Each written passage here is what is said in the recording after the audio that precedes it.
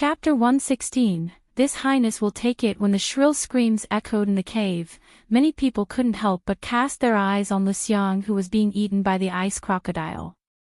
Then their gazes shifted to Lu Muyen. She stood on a high rock in spotless white clothes with an indifferent expression, holding a golden long whip. Behind her, the frozen water elemental energy beaded curtain broke inch by inch, turning into light blue powder, scattering in the air. Many people cast disapproving glances at her. Luxiang used an external force to increase her cultivation base to kill Lu Muyen, so she deserved to die, but why did Lu Muyen kill her and also throw her in front of a demonic beast to eat? Such an approach was too cruel. This was the thought of many of the pupils of the 10 distinguished clans.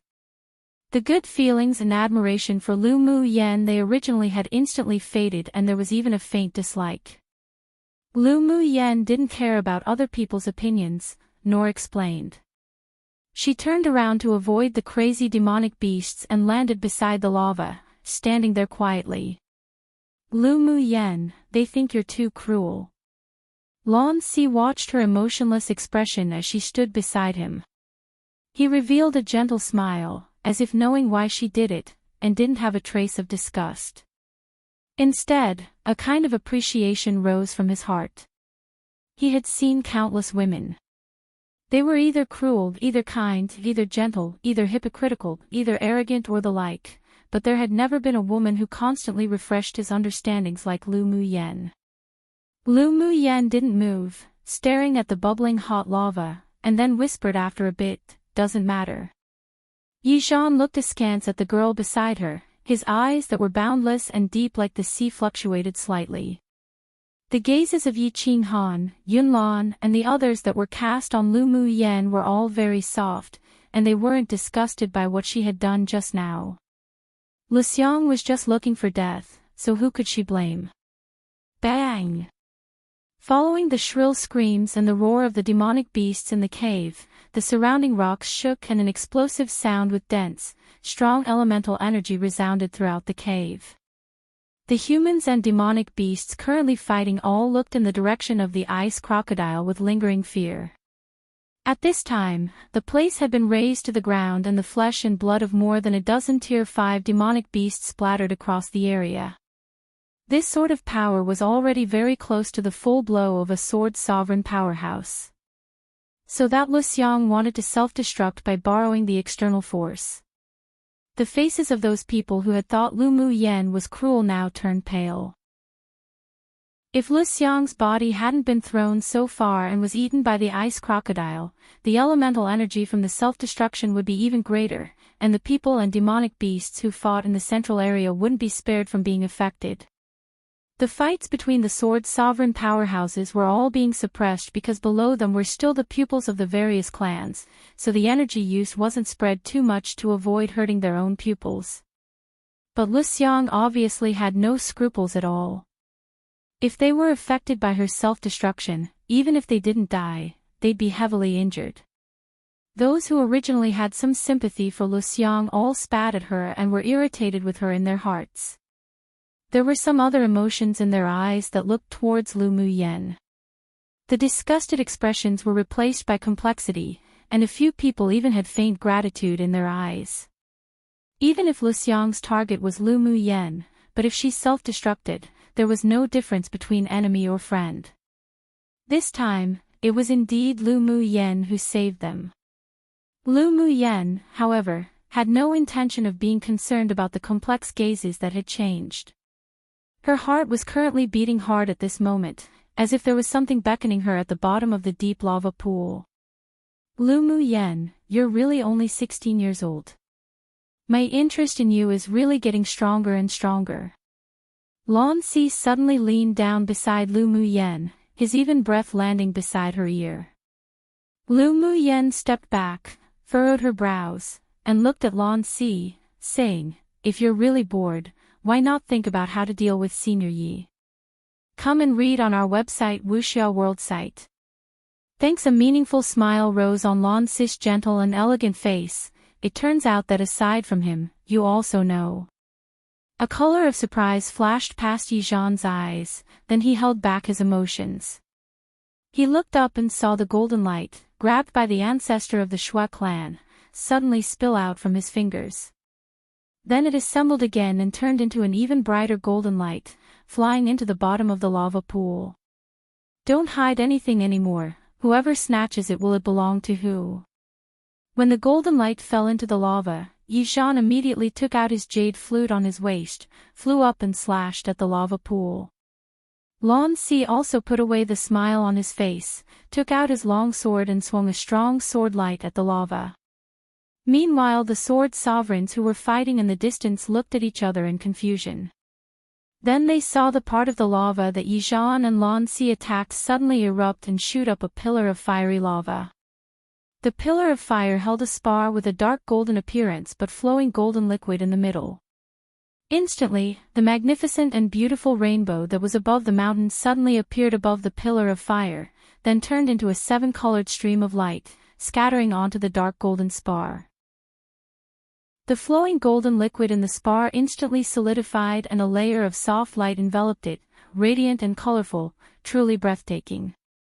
A faint fragrance spread from the heavenly frost golden crystal, filling the entire cave.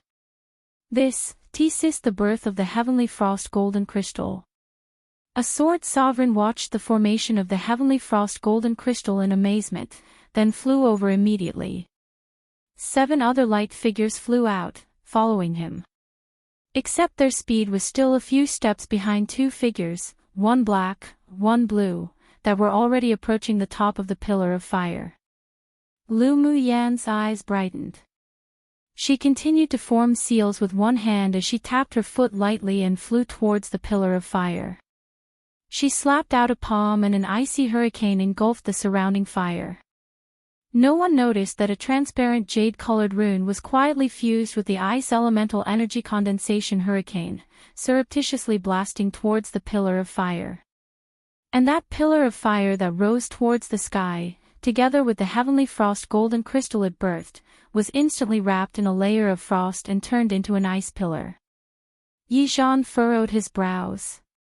He slashed his flute again and a soft light, as if encompassing everything, whizzed out, slashing straight towards the top of the ice pillar, cutting off the ice-enveloped heavenly frost golden crystal. Lan Si's lips curled up and the long sword in his hand sliced down at the same time, carrying with it a power as if capable of destroying the heaven and earth. It just so happened to fall on the heavenly frost golden crystal, and the heavenly frost golden crystal was instantly cut into 5 segments, flying out in different directions. The 2 headed in different directions and caught one each while Lu Muyan stopped in her steps and stood atop the ice pillar with folded arms, watching the others compete for it. The other sword sovereigns didn't even think as they each flew in one of the 3 directions, all with the intention of at least collecting one of the pieces, then think things through later. Yet who knew that they had yet to touch the heavenly frost golden crystal when they were blocked by countless sword auras that suddenly scattered from a corner. Then a red-clothed man wearing a silver mask appeared in mid-air mysteriously. He was tall and built with a domineering and noble temperament, as if looking down upon the world. With just a wave of his hand, the 3 pieces of the heavenly frost golden crystal that was flying towards the outside actually obediently circled around, turning back, and landed in his hand. The heavenly frost golden crystal, This Highness will take it. Translation provided by May Our Come True. Chapter 117 A Jealous Note, unedited as I needed to do something. We'll edit updated version ASAP later today in mid-air. Mingxiu stretched out his arm and held the 3 frozen heavenly frost golden crystal in his hands. He looked indifferently and coldly at the sword sovereigns, glaring as if a tiger eyeing its prey. He held up a piece of heavenly frost golden crystal to play with, looking down with a bit of tease in his eyes, and said in an extremely arrogant tone, "This heavenly frost golden crystal is in This Highness' hands. If you want them, come get it." Humph, from where did such an arrogant person come out from? You and I are both sword sovereigns. With you alone you want to provoke us all, you truly are courting death. The Shui clan's ancestor looked at the red-clothed man in the sky with cold eyes. This man gave him a sense of oppressive danger. But the Heavenly Frost Golden Crystal's attraction was simply too great. He suggested to the other sword sovereigns and demonic cultivators, "Let's go together. Whoever obtains the Heavenly Frost Golden Crystal will it be whose." His words made the other sword sovereigns and demonic cultivators interested, and they flew up together, surrounding Ming Xiu. They nobiliated their elemental energy together to utilize their magic tools, wanting to kill him first, then obtain the Heavenly Frost Golden Crystal. Yi Zhan, who was standing by the lava, didn't join the siege of Ming Xiu. His gaze was deep and far-reaching. Seeing Lan Si walk to the side with a piece of Heavenly Frost Golden Crystal, he unconsciously said, "That person is very strong." Lan Si meaningfully swept his gaze over to Lu Mu Yen, who stood atop the ice pillar, watching the battle fixedly. Then he cast his gaze on the silver-masked, red-clothed man. "Those people are all sending themselves to their deaths." The indifference in Ming Xiu's eyes didn't fade despite being surrounded, as if these sword sovereigns were irrelevant to him. They were being underestimated. This was the first feeling of the several sword sovereigns. "Go!" The ancestor of the Shui clan narrowed his eyes and brandished a red silk ribbon from within his sleeve. This was his high-grade spirit treasure. Every time it was brandished, it had never been in a disadvantage as it trapped sword masters within the red silk. Although it couldn't trap one for long, but it was enough for him to kill the person. Following the ancestor of the Shui clan, all the sword sovereigns who besieged Ming Xiu either swung their swords in anger or attacked using their spirit treasures. In an instant, in mid-air, the cave lit up with various colors, carrying strong pressure. The demonic beasts and sword masters below all felt extremely suppressed and difficult to move. A light curve appeared on Ming Xiu's lips, and a golden longsword appeared in his hands. His eyes sharpened and merely waved his sword casually. A violet metal attribute elemental energy sword aura flew from the longsword, forming 9 golden hurricanes, slashing straight towards the 7 humans and 2 demonic beasts. The hurricane formed by the sword aura swept past, and the sword auras that flew towards him collapsed one after the other. Their spiritual treasures also grew dim and returned into the hands of the few people. With disregard in his eyes, he slashed down again. A cyclone exploded from his longsword, then turned into 9 golden rays of light, shooting directly, hitting the 7 humans and 2 demonic beasts. The 7 humans and 2 demonic cultivators all revealed horror in their eyes and immediately took out their defense-type magic tools to block, or slash their swords in return. 7 colored rays of light exploded in mid-air, and the overflowing violent elemental energy instantly spread and affected those below. Yi Zhan's brows furrowed when he saw this, then took off a red jade pendant he wore and threw it above the elite pupils of the 10 distinguished clans. The red jade pendant suddenly grew numerous times larger, forming a powerful shield, and the overflowing 7-colored elemental energy rays of light fell on the pendant, but only made it shake a little, then dispersing. The elite pupils of the 10 distinguished clans below all heaved a sigh of relief. If they were hit by the various 7-colored rays of light, they would have to remain here forever. Pu. The result of the battle in mid-air came quickly. After the 7 humans and 2 demonic cultivators met the 9 golden sword auras, they all, more or less, suffered internal injuries and couldn't help spouting out a mouthful of blood. Come and read on our website Wuxia World site. Thanks, what? The elite pupils below continued to fight the demonic beasts while observing the battle above. But a scene that caused an uproar and made them dumbfounded occurred. The elders and their clans were actually all beaten back by that red-clothed devilishly handsome man with 1 slash, and were even injured.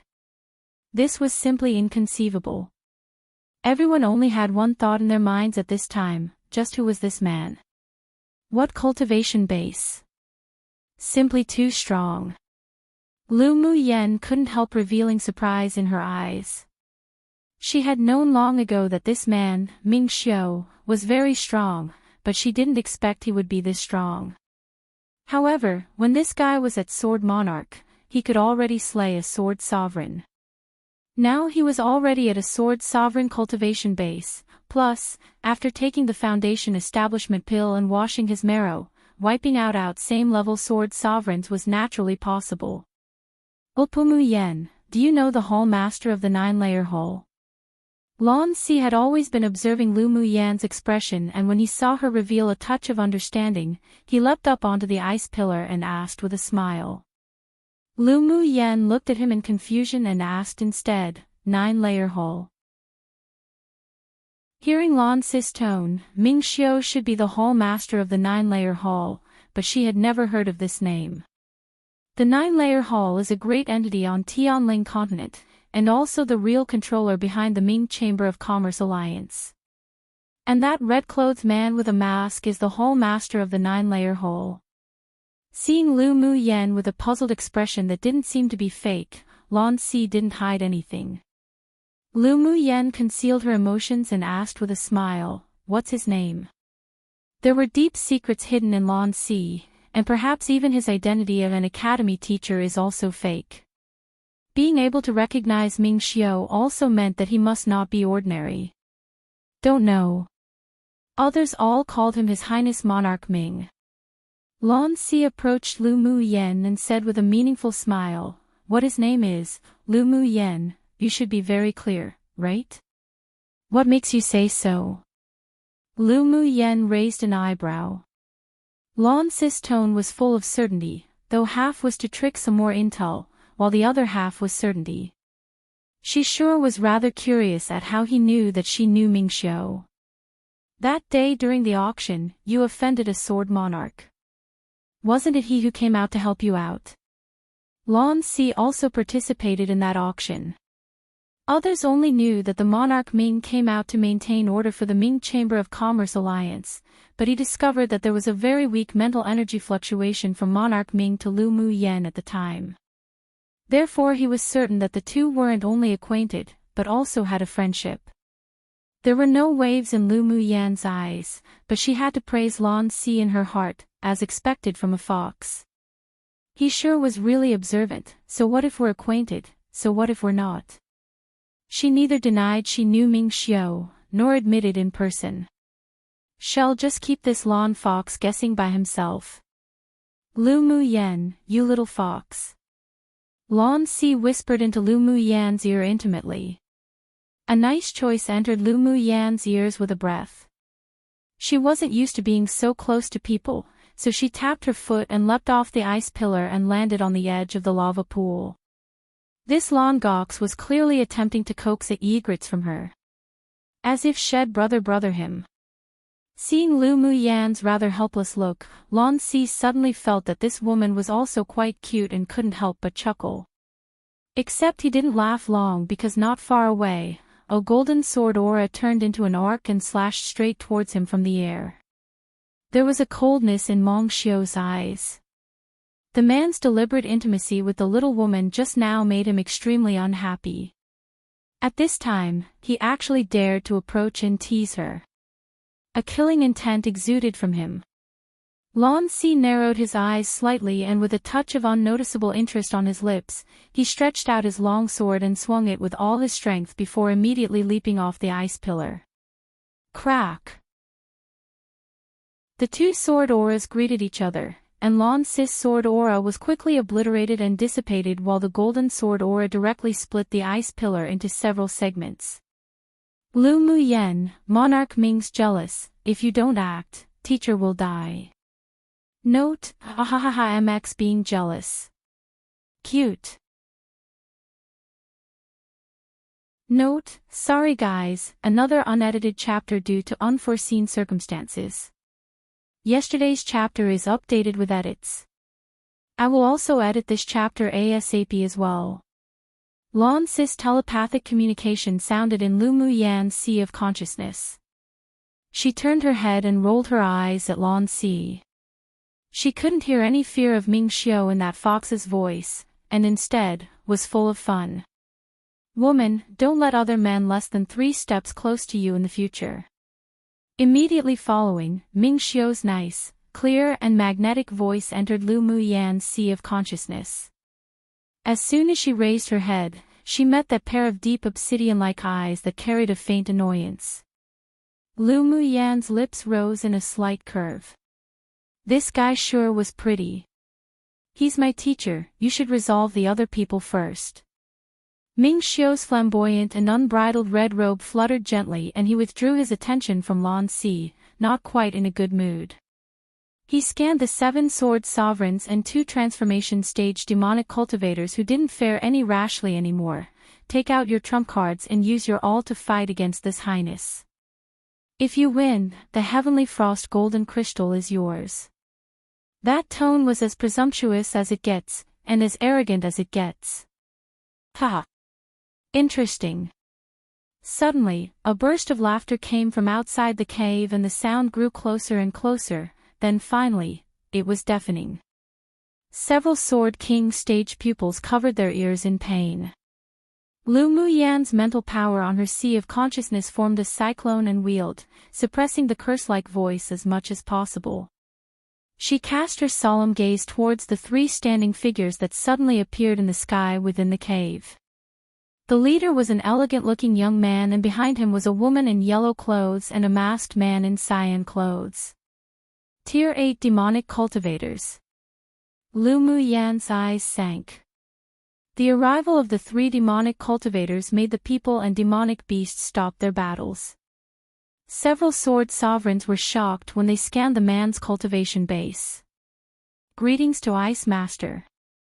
The 2 demon cultivators who had besieged Ming Xiu were startled for a moment when seeing the 3 demons, clearly also a little startled, but they didn't dare hesitate and immediately stepped forward and bowed. The leading elegant man held a feather fan with a gentle, cultured, bookish temperament and simply seemed to have no relation to a transformation stage demon cultivator. His eyes were indifferent, but with a casual sweep of his eyes, it made people feel a chill. Whoever has the heavenly frost golden crystal, take it out. This monarch will take it. His tone was light, as if he was simply talking about something unimportant. Currently, the sword sovereigns of the 10 distinguished clans in mid-air all landed and retreated to the side. This scholarly and refined-looking demon cultivator's level was an entire stage higher than them. They simply didn't dare make any moves. What big talk! What if this highness says no? There was a chill in Ming Xiu's voice, but the arrogance didn't abate. Hearing what Monarch Ming said, Yi Zhan and Lan Si didn't glance at each other and said nothing.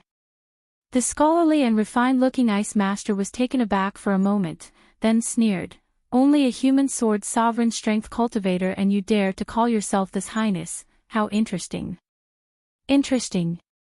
This highness actually finds it boring. There was absolutely no fear in Ming Xiu's eyes, as if the difference in cultivation base between them was nothing. Good. You have personality. I like it. The Ice Master looked around Ming Xiu with interest. Not only did he not get angry, he also showed some appreciation. Take off your mask and let this monarch have a look. If you look handsome and beautiful and is to this monarch's liking, then it doesn't matter if this monarch wouldn't mind rewarding you with the heavenly frost golden crystal. Lu Muyan felt constant cold air overflow from Ming Xiu's body, and she couldn't help but twitch the corners of her lips. So this demonic beast seemed to be gay. Come and read on our website Wuxia World site. Thanks, this highness still lacks a flying mount. The descendant of the ancient Isolwan can make do. There was a chill on the deep black eyes of Ming Xiu, and a clear and devilishly enchanting laugh sounded from Ming Xiu's lips. What do you think of such? The smile on the Ice Master's eyes slowly vanished and it was replaced by a piece of icy coldness. This devilishly enchanting man didn't only know that he was the descendant of the ancient Isolwan, but he also wanted to make him his mount. What big talk it was. This also made anger he had never had before rise in him. Gasp! The man and woman, and the 2 demon cultivators couldn't help sucking in a deep breath when they heard Ming Xiu's words. This human sword master was truly bold. The Ice Master might look extremely bookish on the surface, but he had a very cruel and changeable temperament. Currently, Ming Xiu, in their eyes, was no doubt equivalent to a dead person. If you want to take this monarch as a mount, Then take out some skill and let's take a look. This monarch actually wants to take you back for dual cultivation. Such a beauty is rare. The ice master had coldness in his eyes, but his mouth was extremely cheap. This place is too small. How about we go out to fight? Ming Xiu didn't care about other people's life or death, but was afraid that the battle with this Tier 8 demon cultivator would affect Lu Mu Yen and her elder brother. The ice mazier glanced at the human cultivators below and chuckled. It's not a good problem to be soft-hearted. You will have to change it later after following this monarch. This highness is too lazy to chat with a bird like you. Come fight. Ming Xiu's eyes were stained with a thick layer of battle intent. Ever since he advanced, he always wanted to fight against a sword-venerable human or demon, and this stinky bird just so happened to send itself to the door. After vaguely exchanging a glance with Lu Mu Yen, then with a swish Ing Xiu turned into a red stream of light and shot straight to the cave entrance. Woman, be careful. Wait for this highness to return. As the red light disappeared into the cave, Lu Mu Yen also revived Ming Xiu's telepathic words. She furrowed her brows, her expression revealing slight worry. It was really hard to predict the outcome between Ming Xiu, at middle phase sword sovereign cultivation base, and a demon cultivator at initial phase tier 8. That ice master wasn't an ordinary demonic beast and was the same as Mo Yen, a king-class demonic beast. Although its bloodline was slightly inferior to the spirit devourer, but it was definitely still powerful.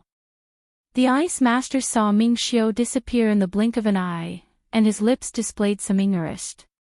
In a flash, he also turned into a cyan blue light and also disappeared from the cave.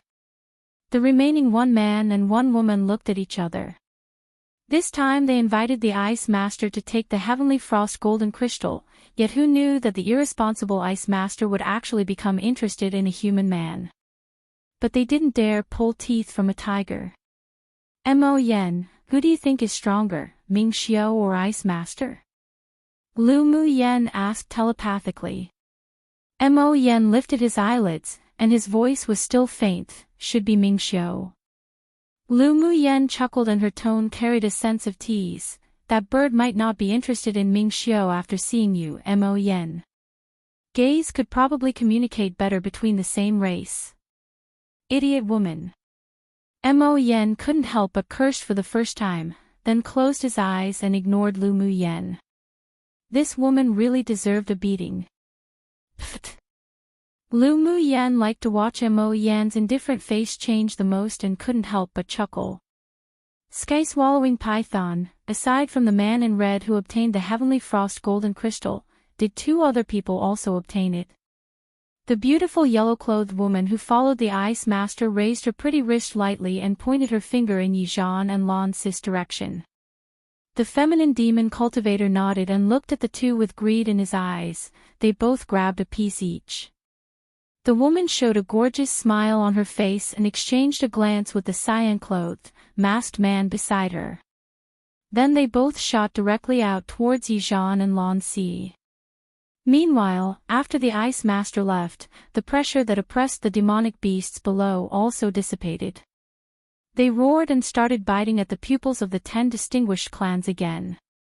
Lu Mu Yen was curious about the battle between Ming Xiu and Ice Master and raised her foot, wanting to follow him. Yet who knew that after a few steps, several men in black rushed in from the outside. Suddenly, she felt an inexplicable sense of bad omen in her heart. The killing aura of these people was too heavy and it didn't feel like they were here to contend for the heavenly frost golden crystal. Sure enough, the men looked around the cave once, and when they saw her, their eyes displayed endless murderous aura, then charged open an opening to surround her. Chapter 119, Siege to kill the people in black who arrived suddenly instantly attracted the attention of the others, but when they saw that their target was Lu Mu Yen, they were a little surprised. This woman really caused trouble wherever she went, a proper troublemaker. Who are you? Lu Mu Yan held the golden whip in one hand and kept forming hand seals with the other hand hidden beneath her sleeve. The killing intent in these people's eyes were too deep. It seemed that they were here precisely for her. The leading man in black had a hoarse and cold voice. "You'll know when you see Yama. I sure want to see who's going to see Yama today," Lu Mu Yan said with a rare look of ferocity in her eyes. These people were really pushing her too hard. Ever since Gu Yan ran, they came to her door to provoke her one by one, all wanting her to die. Even a clay bodhisattva had some hot temper. She was truly angered. Yener. When Lu Mu Bai saw the 6 people in black surround Lu Mu Yan, he split the tier 5 demonic beast before him in half, tapped his foot and leapt over beside her. "You sure took the initiative to send yourself before us." The leader in black sneered and made a hand gesture to the 5, "Kill." The other 5 people quickly spread out after observing his orders. Each drew out an identical longsword, channeled their elemental energy into it, then swung towards the 2 together. Upon seeing this, Yi Qinghan, Yunlan and the others quickly resolved the fight with the demonic beasts they were in and leapt over one after the another. They drew their swords and brandished them, colliding with the several sword auras. Lu Mu Yan wasn't idle either, waving her whip continuously. Golden arc lights flew out from her whip, easily blocking 2 sword auras. Lu Mu Bei's long sword slashed in the air and several sounds of thunder and lightning rang from within the cave, slicing fiercely at the sword auras that headed for them. The leader in black obviously didn't expect that the combat power of the 2 would be so strong, and the strength of the few who suddenly came to reinforce them weren't weak either. There was a grimness in his eyes, then he roared, "Set the sword array." After his voice fell, the 5 men immediately flung the long swords in their hands into the sky that then interlaced and arranged themselves, forming an 8 trigram shape. The leading man bore ruthlessness in his eyes and took the lead to break a jade pendant on his neck. A power that didn't belong to him exploded in his dantian. He blew a breath of essence on the long sword in his hand and mumbled a few phrases. The long sword flew out of his hand and fell to the center of the 5 long swords. When the 5 people saw this, they didn't hesitate to tear off the jade pendants on their necks as well and break them, borrowing the external force to increase their cultivation base. When the leader reached peak phase Sword Monarch, and when the other 5 reached peak phase Sword King, they shot out 6 gray rays of elemental energy. It drew an arc in the air before entering the 6 long swords. Wang! The 6 long swords buzzed as if they had intelligence. The sword body trembled a few times, then each flew up and slashed. Sword auras darted fiercely towards the Lu clan's brother and sister one by one. Lu Mu Bai huffed coldly, and a dark green leaf-shaped magic treasure flew out of his hand, greeting the rays of gray sword light stabbing towards them. The leaf spun around a few times in the air, slowly growing in size in the 4 directions, then immediately enveloped Lu Mu Yan and the others. Clash! The sword auras fell on the leaf and made countless crisp sounds. When the 6 men in black saw this, they sat cross-legged on the spot and kept forming hand seals in front of their chests. They bit the tip of their tongues until it bled and spouted a mouthful of blood each onto the sword array, using their bodies as the cauldron. As the formation of the hand seals sped up, the elemental energy they borrowed within their bodies also formed 6 vortexes above their heads, continuously channeling elemental energy into the 6 long swords. Wang! The sword array hummed again, and the gray light brightened. Instantly, the sword aura that was originally diminishing, pressing down on Lu Mu Bei's leaf spirit treasure, was now replenished. Come and read on our website Wuxia World site. Thanks, clash clash. Sword auras clashed against the leaf relentlessly. Lu Mu Bai expelled a breath of essence onto the leaf and a soft, dark green light shot out from the leaves. With a sudden blow, the gray sword aura was finally blown away and disappeared, but a few cracks also appeared on the leaf. The 6 people were startled, their gaze fierce, then they sped up the transmission of elemental energy. The 6 swords within the sword array scattered from their formation of an 8 trigram and formed a 6-star attack force, shooting sword auras from the sword array one after the other. Yi Qing Han huffed coldly, and a seal carved with the white tiger flew from his hands. Suddenly, a huge white tiger appeared and roared in midair. Roar! With a loud roar, the white tiger's figure leapt out and wielded its 2 sharp claws, directly facing the sword auras, blocking the offensive sword auras again and again. Yunlan and the others also released their own spirit treasures to withstand against the sword auras, creating a stalemate in the air, neither giving in to the other. Suddenly, 6 more people in the same black clothes rushed up the hillside and they immediately joined the battle when they saw the stalemate in front of them. Lord's secret envoy. As soon as they entered the cave, they respectfully greeted the leading man that was sitting cross-legged. Quickly form the sword array. The man's cold voice sounded again. Yes. The several people immediately sat cross-legged and 6 of the same long swords flew out of their hands, instantly merging into the sword array. Whang! The sword array shone brightly, creating a few pressuring hums. The 12 swords formed a 7-star force. This was the complete sword array. The 6 people broke the jade pendant on their necks and the energy from their dantian also formed vortexes above their heads, constantly sending elemental energy into the sword array. Boom! With the completed sword array, plus the power supply of 6 more peak phase Sword King cultivation bases, the sword auras within the sword array instantly shot out countless times, directly blasting back the spirit treasures of Lu Mu Bai and the others. Lu Mu Yan's hand gestures continued to change, and just when the sword auras broke through Yi Qing Han and the other's spirit treasure defenses, she expelled a breath and a fire dragon dashed out from behind her with momentum like thunder. An ice dragon then rushed up from in front of her, and the 2 dragons raised their heads in the air and roared, then greeted the countless sword auras that fell on their heads. Boom! The 2 different attribute dragons of fire elemental energy condensation and ice elemental energy condensation waved their claws, and the sword auras that neared were all dissipated.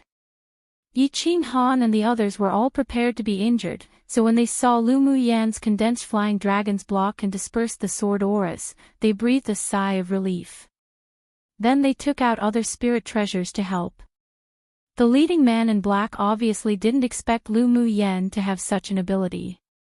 He gritted his teeth and his hoarse and cold voice echoed in the ears of the dozen men in black. Increase the power by another level. They must be killed today. After speaking, he took the lead and threw the broken jade in his hand onto the ground. The broken jade immediately turned into a pile of power, but there was also an invisible external force that penetrated into his body. And his cultivation base immediately broke through from peak phase Sword Monarch to initial phase Sword Sovereign. The other 11 also followed suit in turn, and their cultivation bases broke through peak phase Sword King, arriving at initial phase Sword Monarch. The 12 vortexes continuously expanded from the top of their heads and endless waves of dense elemental energy was channeled into the 7-star sword array. The gray energy in the sword array was even denser, and countless sword auras gathered, forming 2 giant sword phantoms that slashed straight towards the 2 flying dragons. Pang! The sound of violent impact resounded, and the 2 giant swords actually cut the 2 roaring flying dragons into 2 pieces. One comparison used to emphasize that everyone has a temper, even the kindest person. Chapter 120. Giant Swords and Blood Spirits. The power of the sword array was so strong that the ice and fire dragons were cut into 2, then gradually became transparent and dim. Go! The leading black-clothed man formed a Taoist seal and let out a low roar. The 2 giant sword phantoms condensed by sword auras cut down again, directly dispersing the 2 dragons. After the fire and ice dragons disappeared, the giant swords didn't stop, but instead cut straight towards Lu Mu Yan and Lu Mu Bai. Lu Mu Bai's eyes displayed a ruthlessness and firmness that he had never shown before. He bit his finger until it bled and chanted an obscure hex. A few drops of blood essence dripped, and finally all flew towards the middle of his brows. A layer of blood-red mist emitted from him, spreading through the entire sword array with an oppressing pressure. What surprised one was, not long after, two huge, blood-colored figures emerged from the blood fog, flying into the sky together, towards the two giant swords. Lu Mu Yen was startled. Her eldest brother's skill was a little too strange. The blood spirits that were conceived from one's own blood essence wasn't weaker than those two giant sword phantoms. This sort of skill definitely did great damage to the body. Her entire body emitted a cold determination, and a breath of essence sprayed from her mouth, mixed together with blood essence, landing in the place where the twin dragons were slayed earlier. Suddenly, two transparent jade belts of complicated talisman seals leapt in mid-air, lightly floating, and circled around Lu Mu Bei's blood spirits. The blood spirits instantly changed from blood red to dark red, and the mysterious jade band of Taoist seals continued to wound around. A soul-stirring power radiated from the blood spirits, causing the human cultivators and demon cultivators to cast their gazes one after another towards them, and many people were shocked. The leading black-clothed man also displayed shock and surprise in his eyes. He shut his eyes, then opened them again, replacing everything with decisiveness. He took out a sharp knife and pierced it straight into his own chest. Blood erupted out of his heart and poured into the elemental energy vortex above his head. The gray vortex doubled in size again, with a trace of blood in the middle, then the entire vortex flew directly into the sword array. The other 11 people took out their sharp knives and stabbed it into their chests. Similarly, 11 gray, blood-stained vortexes fell into the sword array. Wang! The sword array uttered a huge hum, and the gray light illuminated the entire cave, extremely dazzling. Then, all the 12 long swords in the sword array actually shattered and turned into 12 gray sword auras that carried energy as if capable of destroying the heaven and earth. Then they plunged into the phantom of the two giant swords. The giant sword phantom swelled up one size and it carried with it a feeling as if it would slice the heaven and destroy the earth as it slashed down. Lu Mu Bai and Lu Mu Yen channeled their entire Bodis elemental energy into the blood spirits. Yi Qin Han, Yun Lan, and the others also didn't hesitate at all, each condensing an elemental energy ball of light in their palms and inserted it into the blood spirits. The brightness of the blood spirits also became a dazzling red. It grew meters by meters and its aura grew stronger and stronger, also having a faint feeling as if it would destroy the heaven and earth. It'll help you guys too. Lan Si, who was fighting the yellow-clothed female demon cultivator, tore apart a layer of the seal in his body. A violent elemental energy burst from his dantian, and his cultivation base rose until it was just about to break though. But he suddenly concentrated on turning the explosive elemental energy into a blue ball of light, flicked his finger lightly, and the ball of light instantly flew into the blood spirits. The elemental energy in his body also returned to calmness and his cultivation base was suppressed, staying at peak phase sword monarch. He smiled gently and elegantly at the yellow-clothed woman, then inserted a surplus of the elemental energy just now into his long sword and slashed at the woman. What? The woman never expected that a sword monarch strength human sword master would be this difficult to deal with. After all, she was an entire stage higher than the other. Come and read on our website Wuxia World site. Thanks, but now the attack from the opponent made her heart palpitate and a shadow of death birth within her spontaneously. She immediately took out her strongest defense to protect herself. The sword aura fell on the demonic energy shield in front of her leisurely, but slowly corroding, and in only a moment, there were countless cracks like spider webs on the shield. The sword aura snuck out of those slits and shot directly onto the woman's body. The beautiful, yellow-clothed woman's eyes widened and looked at Lan Si in disbelief. She fell to the ground with flaccid eyes, her breathing slowly vanishing. When Lan Si tore open the seal, Yishan also condensed the elemental energy within him into a light green ball of light and inserted it into the blood spirits. He put the flute in his hand to his mouth and blew it gently, then a string of graceful, rhythmic, and remarkable music floated out from the flute. The cyan-clothed masked demon cultivator who was fighting him suddenly appeared as if he were being disturbed by something in his mind, and his demonic consciousness was dazed for a moment. But the moment he used his will to forcibly recover, his Yaofu that was hidden within his dantian was destroyed by an invisible energy. A cyan demonic beast crystal core burst out from within him. Yizhan stretched out his hand and grabbed for it, and the crystal core fell into his hand. In addition to observing Lu Mu Yen and the others battle with the black-clothed men, the other sword sovereigns and elite pupils also watched the battles of Yizhan and Lan Si. At this time, their eyes all opened wide. These two people sure hid their abilities well. The two Tier 7 transformation stage demon cultivators were just defeated like that by them, without a sound. The sword sovereigns who were originally tempted by the heavenly frost golden crystal and wanted to snatch it, together with the original two demon cultivators, also stopped in their steps and looked at the two with fear. Yizhan and Lan Si's actions were practically identical, but it was all in an instant, all happening before what occurred to the giant swords and the blood spirits. Roar! With Yizhan and Lan Si's elemental energy ball of light inserted, the blood spirits uttered a deafening roar across the sky. The blood spirits figure continued to grow, then finally turned into a blood-colored giant.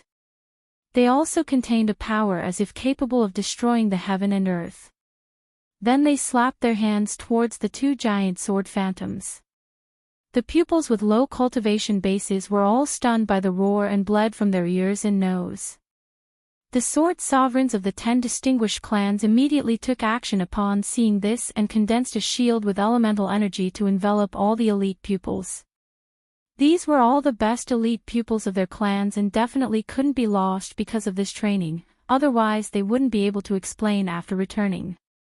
With the shield of the strong sword sovereigns, the pupils below avoided the possibility of severe injuries and death. While they sighed with relief, they all looked up at the blood spirits and giant swords. At this time, the power emanating from the blood spirits and giant swords was that even the strong sword sovereigns didn't dare approach, otherwise they'd definitely be severely injured if they didn't die. Boom! The blood spirits grabbed the two giant swords with their hands and a force that shook the sky and earth instantly burst out after the collision within the cave. Even including Yizhan and Lan Si, the other sword sovereigns' expressions also changed, and they quickly channeled more elemental energy to strengthen their shields to protect the safety of the pupils below. Bang bang! The two forces exploded and offset each other, shooting straight into the sky, and actually blasted a huge hole in the active volcano. The cave shook violently, and the falling rocks rolled down. After more than 10 breaths of time, those two forces dissipated into the horizon, together with the feeling of fear. Pu. Lu Mu Yen and Lu Mu Bai each spouted a mouthful of blood and took a few steps back. But the 12 men in black weren't much better. Blood stained them all red, but they looked at Lu Mu Yen with crazy and bloodshot eyes. The 11 people then used a secret skill to cast their last breath of life out from their bodies that then converged into the leading black-clothed man. The man suddenly burst into the air when no one was prepared, rushing straight towards Lu Mu Yen. Chapter 121, This Highness wants to see who dares kill her. At this time, Lu Mu Yen was extremely deficit in elemental energy. Due to the battle of skills, the remaining pressure of the giant sword still injured her internally, forcing her back a few steps. The leading, black-clothed man originally used the mysterious external energy to force his sword monarch cultivation base to initial phase sword sovereign, so now, although he was stabbed in the chest with his life in danger, he still gathered the 11 black-clothed men's life force. It was as if the last radiance of the sun, the last burst of energy, so his strength would naturally not be weak. Lu Mu Yen gritted her teeth and the mental energy in her sea of consciousness surged layer by layer, forming a spiral tornado-like shape which gradually emerged from her sea of consciousness.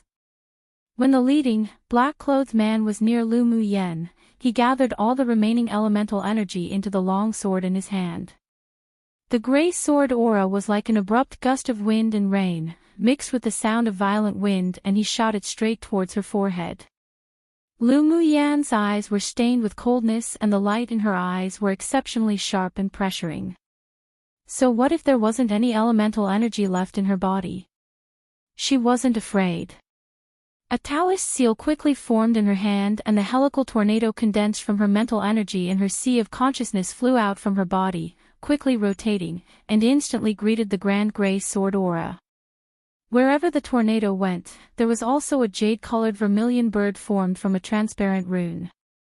With a long cry, it spread its wings with the pride of a divine beast, then plunged into the misty gray sword aura. Silence. Everyone's gaze within the cave all gathered at the sword aura in mid-air and the rune vermilion bird that emerged from Lu Muyan's body. Although Lu Muyan's mental energy was suppressed by this interface, but it was still 2 or 3 phases above her current cultivation base. It was also hidden by her secret skill, so no one felt the tornado made from mental energy that was surrounding the vermilion bird. Whoosh whoosh.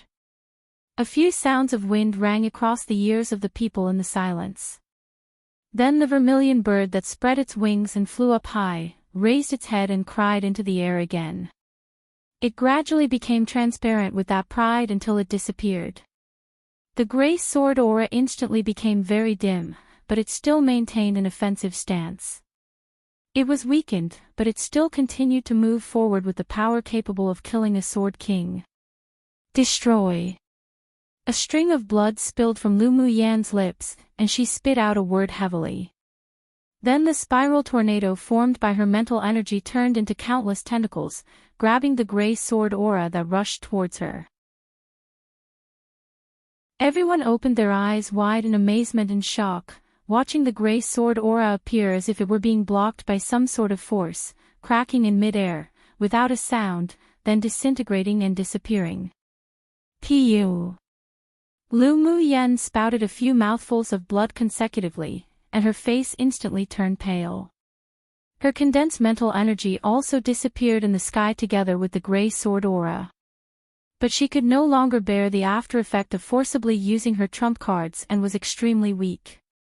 The leading, black-clothed man also suffered backlash and spewed out a few mouthfuls of blood, but his eyes were exceptionally bloodshot right now, as if a vengeful ghost crawling out from hell.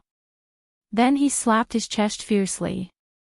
All the power in his body gathered at his heart. He let out a crazed laugh, forcibly burned his life force, eventually turning it into a strong, shocking force that exploded within him. He took out a dagger and channeled all the energy into it. His eyes carried a sharp viciousness, and he flew straight towards Lu Muyan's heart, saying with a hoarse and cold voice, "I'll see how you dodge this time. This old man must complete this mission and kill you here today even if it costs me my own life." Lu Muyan clutched her chest and closed her eyes. When she opened her eyes, she looked coldly and indifferently at the dagger flying towards her with a violent force. She had tried her best, life or death was up to fate, so what was there to fear? Because the speed of the leader in black was too fast, the others such as Yizhan and Lan Si simply had no time to rescue her, so they could only watch the dagger approach her chest. Come and read on our website Wuxia World site. Thanks, Yenner. Mu Yen. Several powerless, desperate, and hopeless roars sounded, heart-wrenching. Lu Muyan's exceptionally beautiful face bloomed with a gorgeous smile and her lips overflowed with an arc which actually made her look bewitching. It wasn't so easy to kill her. She moved her soul energy to her forehead and wrapped it with the remaining energy in her heart. As long as her soul wasn't destroyed, then she could still live. At most, she'd wait for a few decades until her bodice remade, but when that time came, she would surely stomp on the mastermind behind these men in black and refine them, making them unable to reincarnate forever. Roar! Suddenly a beast roar sounded, carrying a fearsome pressure. The tuft of flame-like fur at the center of the forehead of the small white beast on Lu Muyan's shoulder appeared as if alive. He leapt to the ground and his body rapidly enlarged by 2 sizes. Suddenly, a red light rushed out from between his brows and greeted the powerful dagger. Clank! The dagger made a crisp sound and was hit to the ground by the red light. There was disbelief in the man's eyes. He didn't expect that in order to hunt down Lu Mu Yen, who was only at Sword Spirit Cultivation Base, their entire army would be wiped out, and not only that, now she even evaded their killing skills again and again. Feeling the aura of death on him begin to spread throughout his body, and his breath gradually weakening, he made the last insane move. He used a secret skill to burn his flesh and blood, then finally his entire body turned into a ball of fire, circled the air twice and flew down towards Lu Mu Yen with purpose. He's going to self-destruct. A sword sovereign couldn't help explaining. Currently, most of the others were extremely shocked, not only shocked by Lu Mu Yan's combat power, but also shocked by these men in black who were full of different killing methods. Just who were these people? This kind of insane killing was like the doing of an organization of sacrificial assassins that were made to specifically hide in the darkness. They had never seen these secret skills of advancing one's cultivation base, and of burning their own flesh and blood. When did such a mysterious force emerge in the eastern region? Vigilance now grew in the sword sovereigns and the sword monarchs of the 10 distinguished clans. Seeing Lu Mu Yen and the spirit pet on her shoulders both listless, simply unable to meet the self-destructive energy of flesh and blood, several sword sovereigns felt powerless. They could only pity that it would be difficult to inquire about the whereabouts of the marrow cleansing pill. The leading, black-clothed man used killer moves each time he acted, and his speed was so fast that they simply couldn't help at all. Even if they had the ability, they didn't want to help an outsider and be left with severe injuries. Yi Zhan wanted to help, but a large part of his elemental energy was turned into a ball of light and merged into the blood spirit.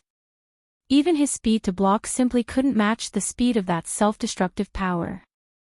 Just when Lan Si was about to unveil the second seal using his mind, when Mo Yen was releasing all the demonic energy within his dantian, preparing to sacrifice 1/3 of his demonic spirit to utilize his innate talent, and when Lu Mu Yen was protecting her soul between her brows, prepared to meet the ball of fire.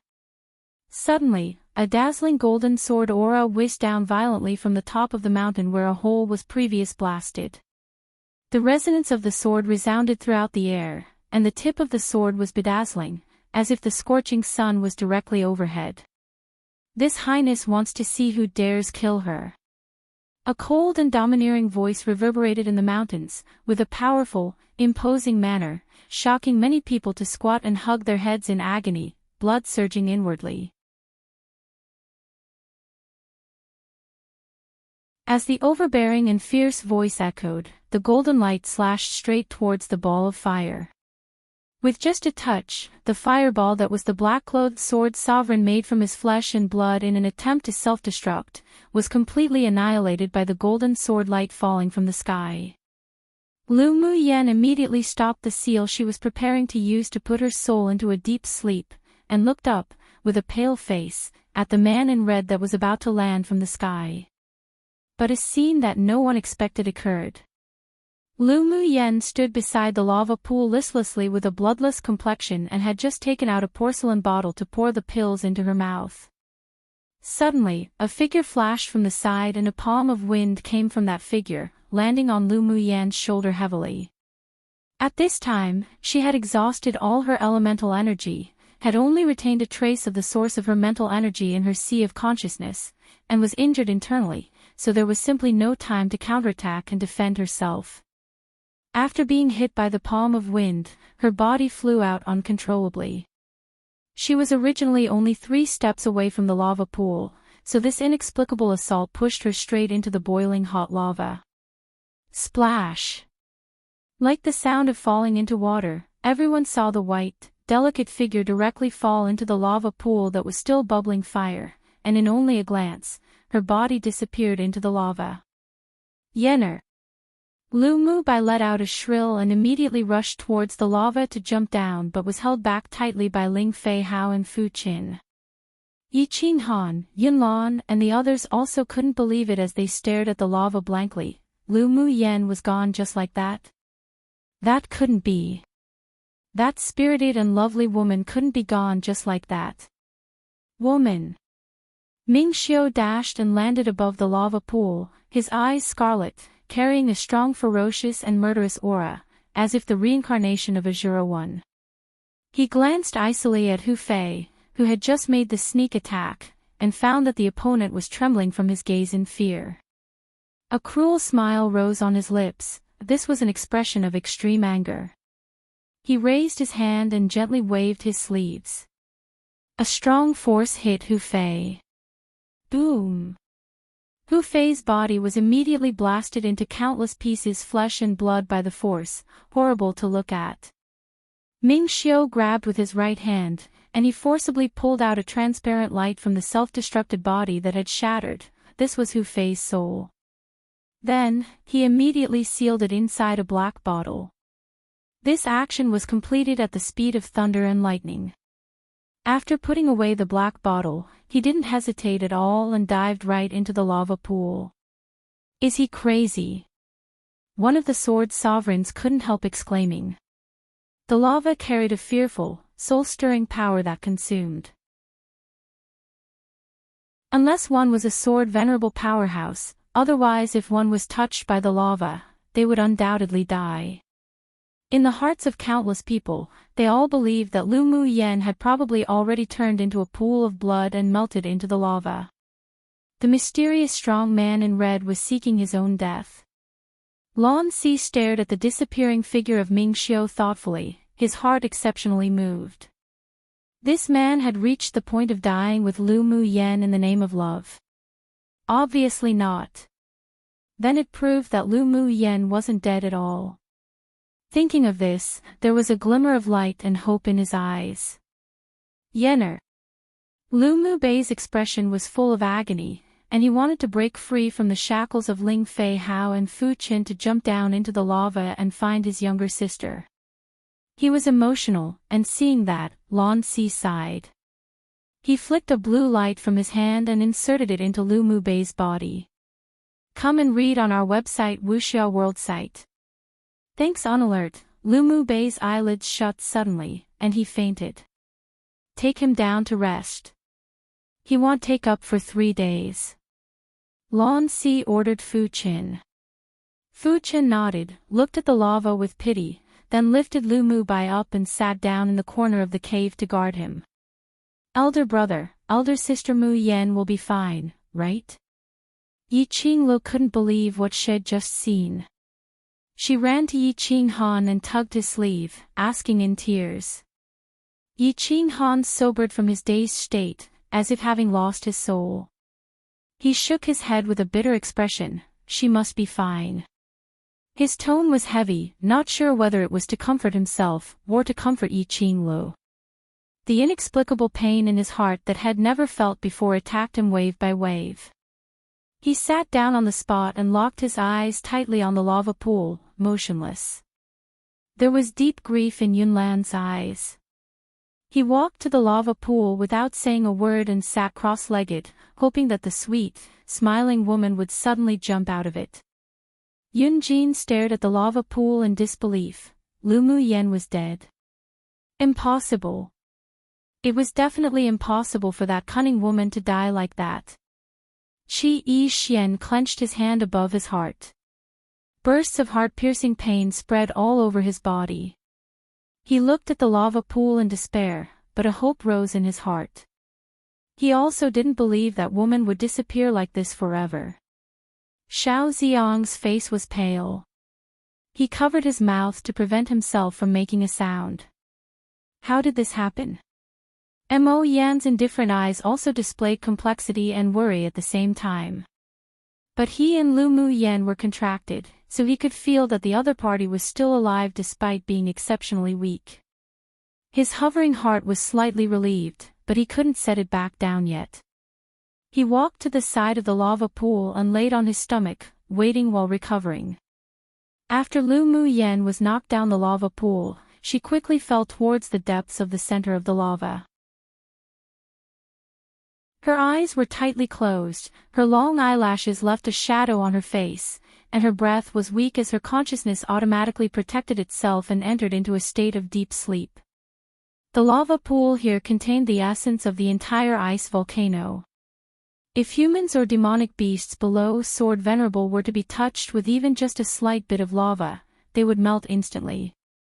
Currently, Lu Mu Yan was surrounded by a layer of blue, fluorescent light circles, and every time the hot lava flow surging around her met the circle of light, it would avoid it as if its nemesis. While the origin of the blue, fluorescent light came from the ice bangle on Lu Mu Yan's right wrist. There were inexplicable waves from the depths of the lava, as if beckoning something, then Lu Mu Yan's body was sucked into the deepest part of the lava by a mysterious force. If someone was here, they would definitely cry out in alarm.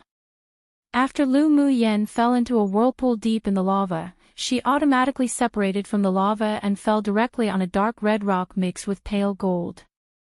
Perhaps no one would have imagined that the deep center of the lava pool, the essence of the ice volcano, would lead to a clearing.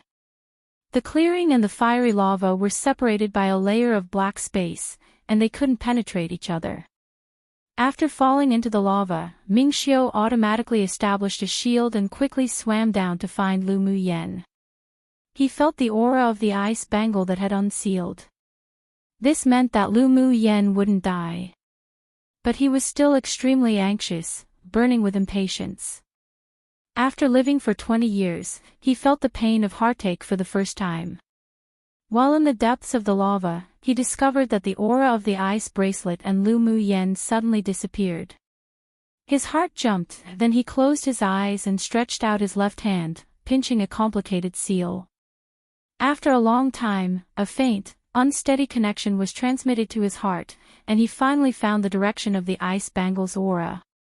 Ming Xiu opened his eyes, took out the golden longsword, and slashed countless times at the depths of the lava.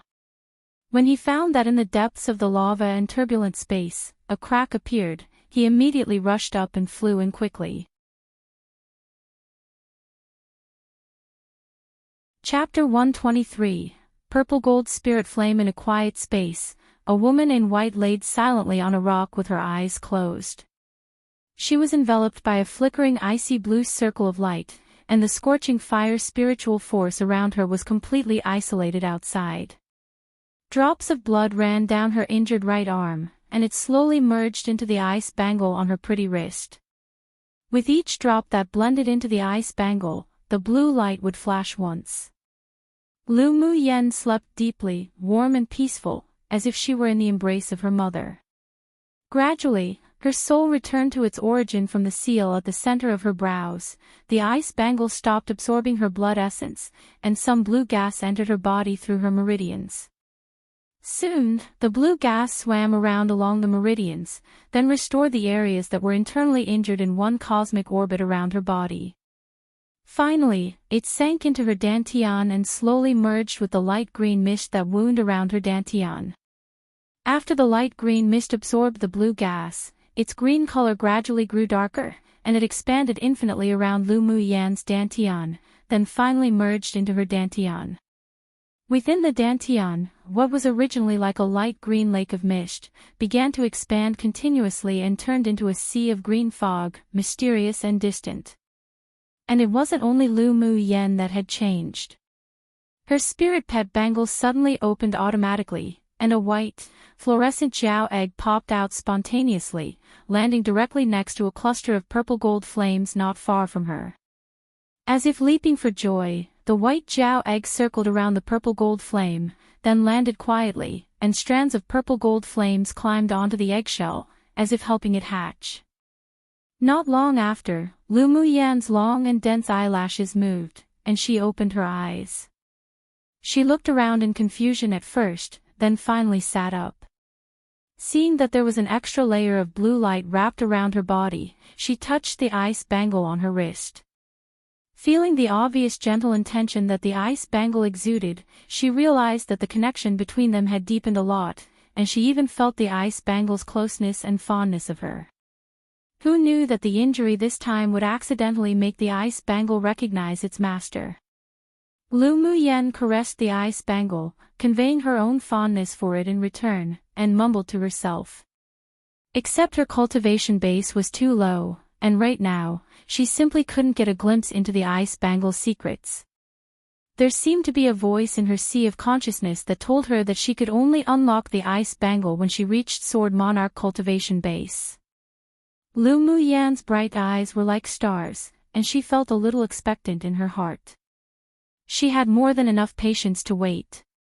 She looked down at the ice bangle. I won't let you sit in dust. You will be my, Lu Muyan's, partner from now on. The ice bangle's glistening light, as if understanding her inner thoughts, brightened a bit, setting off her bright wrists even more white. After communicating their intentions to each other, Lu Muyan's mood was also a lot cheerier. She turned her head and scrutinized the environment she was in carefully. This space was small, composed of countless dark red rocks mixed with light gold. Each rock carried a scorching hot fire source as if it could melt a person. If it weren't for the protection of the ice bangle, she was afraid that it would have been difficult for her to survive here, let alone be able to move around here freely. Then, Lu Muyan shifted her gaze to a dazzling place not far from her. There was a cluster of purple gold flames that kept leaping about, carrying with it a fearful, soul-stirring pressure. Beside it, there was a bright and clean white egg surrounded by strands of sparks overflowing from the flames. The purple gold spirit flame. The very inborn mutant flame that was only born in the spirit world every tens of thousands of years was actually born here. It truly was a marvel. Lu Muyan didn't get close. She and the white Jiao egg was already contracted, so she knew that it was currently using the energy of the spirit flame to incubate itself. She wasn't worried, and instead, felt as if she had a child that was finally growing up. With bright eyes, she scanned the spars scattered around the purple gold spirit flame. In dark, purple gold shells, the purple gold solidified liquid was clearly visible inside. Then she smiled brightly. This time, she was going to make a fortune. Come and read on our website Wuxia World site. Thanks the spars scattered here, and there was the heavenly frost golden essence, the quintessence of the condensation of numerous heavenly frost golden crystals. In the spirit world, these were spiritual items that could even cause great ascension stage cultivators to desire it and compete for it. She didn't immediately put away the heavenly frost golden essence, but instead, sat cross-legged on a rock to recover. The internal injuries were already healed by the ice bangle, but her spiritual energy was still empty. She took out a bottle of spiritual energy replenishing pills and poured it into her mouth to refine. The spiritual energy quickly penetrated into her dantian through the pills, passed through that sea of green fog, circled around in a cosmic orbit, then finally spread to the meridians all over her body. Traces of the spiritual force of heaven and earth condensed from all around her, forming a spiritual force tempest, swarming into her body. Lu Muyan absorbed the rich, dense fire element spiritual force in this space to her heart's content, making her suddenly become vaguely aware of an indescribable profound concept of the fire elemental energy law. Every time she absorbed the spiritual force to transform into spiritual energy, it would all be filtered through that sea of green fog, and the spiritual energy that spread throughout her body was purer by more than double compared to before. She closed her eyes, comprehending the fire elemental energy law while absorbing the spiritual force frantically. A day later, when she opened her eyes again, the colors in her eyes became deeper, as if an enigmatic deep pool that contained everything. Crack! At this moment, the white eggshell made a cracking sound, and the strands of purple gold flames instantly integrated into the eggshell. After a while, a small, white snake with the thickness of a little finger poked itself out of the eggshell. As soon as it opened its eyes, it ate all the eggshell with excitement bit by bit, and its body grew from more than 1 inch to 5 or 6 inches.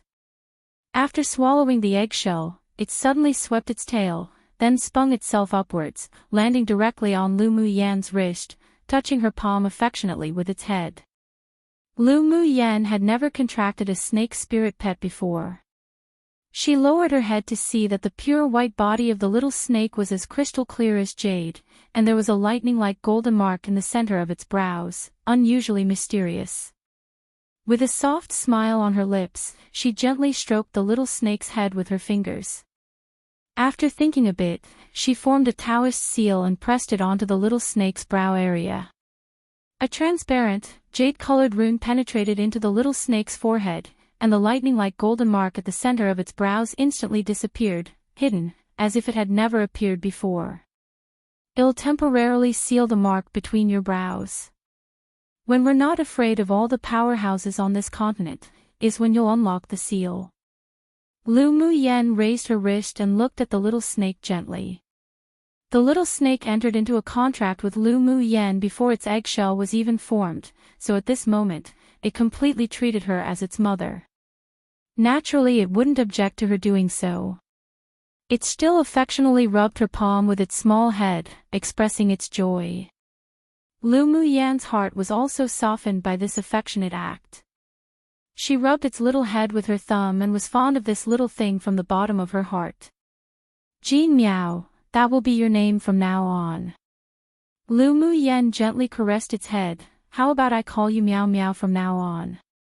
This name was also what the pure Frost Jiao One told her telepathically before it disappeared. She would naturally obey the last wish of a great mother.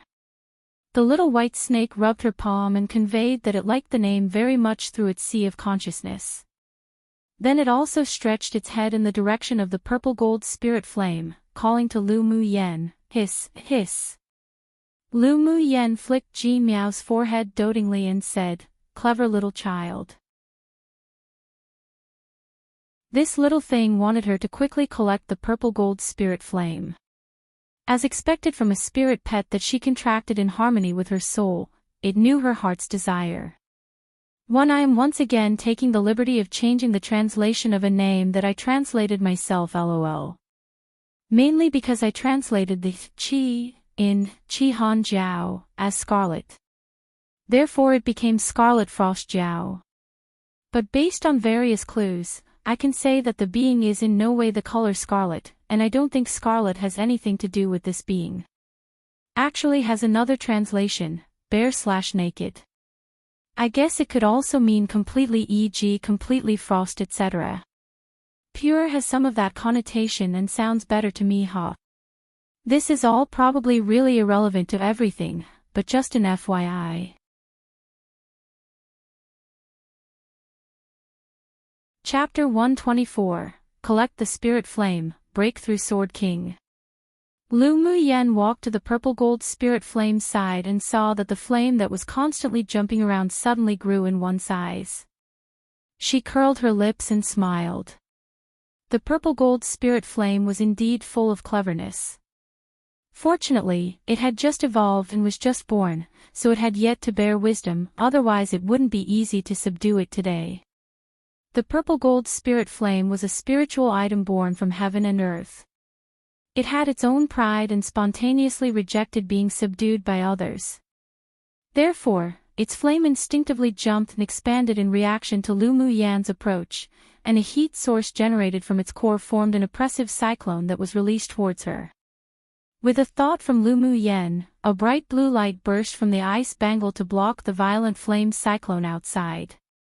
She sat cross-legged next to the purple gold spirit flame, and her dantian began to spin, withstanding the rioting of the flames, as her hands danced lightly in the air. Her slender hands flipped, and she snapped her fingers, then white balls of spiritual energy jumped out from her fingertips one by one, as if snowflakes fluttering down, instantly falling onto every wisp of the purple gold spirit flame. She was once a high-level alchemist in the spirit world in her previous life, so she naturally had conquered a spirit flame for her own use. Except, compared to the purple gold spirit flame, it was still inferior. She once accepted the inheritance of a heavenly grade alchemist in a secret realm, so in addition to inheriting ways of refining pills and pill recipes, she also received a method that specialized in subduing and refining spirit flames, decreasing the feelings of repulsion. The focus of this method was on agreement rather than subduing through suppression. This meant that after using the method, the entire person would exude an attraction that could be felt by the spirit flame, reducing the feeling of repulsion. Finally, she would transform the spiritual force into nutrients to nourish the spirit flame. When the mental energy was connected, she would immediately absorb and refine it. She must also regard the spirit flame as part of her life, and not a plaything to order around. Subduing the spirit flame and refining it originally had to be used in conjunction with a kind of pill to reduce rejection and harm to her internal organs. After all, it was extremely dangerous to absorb this sort of spiritual item into her body.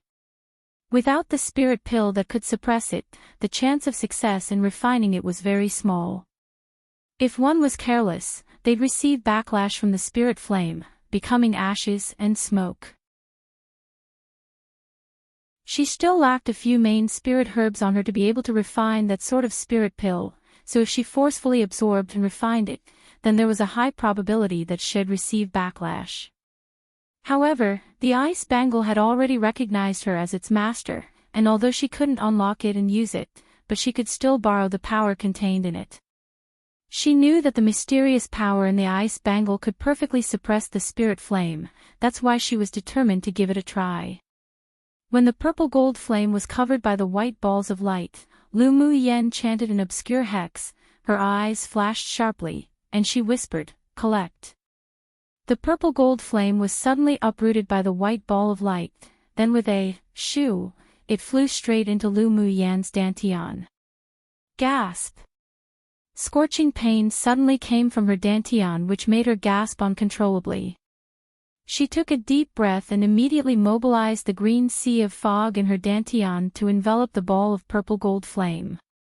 The ice bangle that was in harmony with her soul made a hum sound and strands of blue gas overflowed from the bangle, entering into her dantian. Lu Mu Yen endured the heart-wrenching pain and mobilized the method in her body. Waves of coolness came from her dantian, but she still couldn't get rid of the pain. It was as if she was thrown into a stove and roasted. Her face was flushed, a layer of red appeared on her white skin, and her body was frighteningly hot. There was a rush of burning pain in her heart. She bit her lower lip tightly with her teeth to prevent herself from making a sound. Fine sweat filled her forehead, and her white clothes were quickly drenched by her sweat as a few strands of hair stuck to her pale face. She slightly trembled all over, closed her eyes and used all her willpower to support herself not to faint. Her cultivation base was too low. If she didn't forcibly support herself and use the method, as well as the ice bangle's power to relieve the firepower in her body, she was afraid that her internal organs would have been burned to ashes. Come and read on our website Wuxia World site. Thanks, she forced herself into a state of emptiness and calmness, enduring the pain and laboriously mobilized the spiritual energy that carried green fog in her body. If it were another person, they'd probably have been tortured by the piercing pain and gave up long ago. But she worked hard to withstand it tenaciously, not letting herself give up at all. Her temperament was as such, stubborn and unyielding, and upon meeting the strong, she would become even stronger. After half a day, the moment Ming Xiu, who broke through from the layer of space, landed on the rock, he saw the woman in white sitting not far away. Her exceptionally beautiful little face was currently pale with an abnormal blush, her clothes were drenched with sweat, revealing her exquisite jade-like body, her lower lip was bitten open as a few drops of blood fell, and she appeared slightly bewitching. Her brows were furrowed together, and the pained expression was one that Ming Xiu had never seen before, but it also contained a kind of firmness and tenacity which made her whole person glow with the charm of striving to become stronger, uninhibited, and domineering. So what if the purple gold spirit flame was precious, rare, and powerful? It'll still want to subdue you and refine you. This was Lu Mu Yen. The face under Ming Xiu's mask grew solemn. Seeing Lu Mu Yen in such a state and feeling the fluctuations of this space, he naturally guessed what had happened earlier. This little woman was simply too bold and reckless, she dared to take the risk of subduing a spirit flame with the cultivation base of a sword spirit. Although it seemed that she wasn't far from success, but his heart still ached seeing her suffering. Ming Xiu took off his mask, revealing that unparalleled, beautiful, devilishly charming face. Ming Xiu's long and thin phoenix eyes narrowed, and his thin lips pressed together tightly. Then he sat cross-legged behind Lu Mu Yen, formed a few Taoist seals in front of his chest and placed his two palms on her back. A trace of wood attribute elemental energy flowed from his palms and fused into her body, as well as fusing into her heart, little by little. From the moment someone entered this space, Lu Mu Yen had discovered it, but when she felt that the aura was Ming Xiu, she let go of much of the vigilance that she had raised. The trace of wood attribute elemental energy that entered her body suddenly cleared her slightly groggy consciousness. The purple gold spirit flame that had shrunk several times in her dantian was also suppressed by an external force. With a start, she took the opportunity to mobilize the green sea of fog to envelop the small wisp of purple gold flame in her dantian, quickly refining it. Borrowing Ming Xiu's power, she saved a lot of time, and the pain was also suppressed a lot. With a clear mind, she utilized the method to permeate into the spirit flame and showed it kindness. Her spiritual sense slowly merged into the spirit flame, and the green sea of fog surged ceaselessly, as if layers of breaking waves. A day later, the last of the purple gold flame in Lu Mu Yan's dantian vanished, and the flush on her face and body eventually disappeared. After another day, there was a very faint purple gold light that appeared in the green sea of fog in her dantian. And Lu Mu Yan, who had her eyes closed and was meditating, didn't immediately withdraw from the state of refining. She successfully refined the purple gold spirit flame, but also because of the power of the spirit flame and the crazy absorption of spiritual force from before, the bottleneck that she was stuck at for her cultivation was broken through. When she reached peak phase sword spirit, she still decided to grit her teeth and use the last wave of fire elemental energy to strike and break through the final bottleneck. Such an opportunity was very rare, and she would suffer a loss if she didn't use this opportunity to advance to Sword King. 3 days later, when the fire elemental energy spiritual force in this space was completely absorbed and exhausted by her, the spiritual force body tempering was also completed. A 7-colored light enveloped Lu Mu Yen and the pressure of a Sword King streamed out unconsciously like a torrent. When the 7-colored light disappeared, she opened her eyes and as soon as she raised them, she met the pair of clear and deep obsidian-like black eyes that carried a devilishly captivating charm as if it could suck one into them.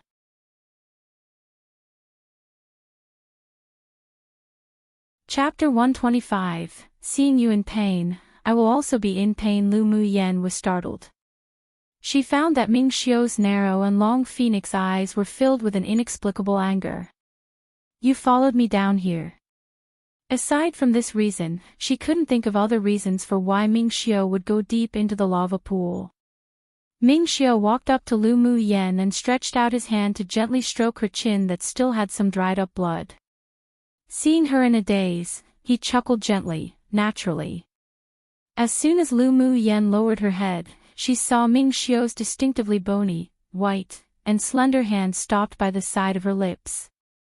The force on his hand was very light, and his fingertips carried a thin layer of calluses left from practicing swords, but they weren't rough. It stroked past her lower lip, and her heart felt as if it was being tickled by a feather, tingling and numb. Just why are you so bold? Ming Xiu's hands continued to rest on Lu Mu Yan's soft, tender face, and sighed slightly.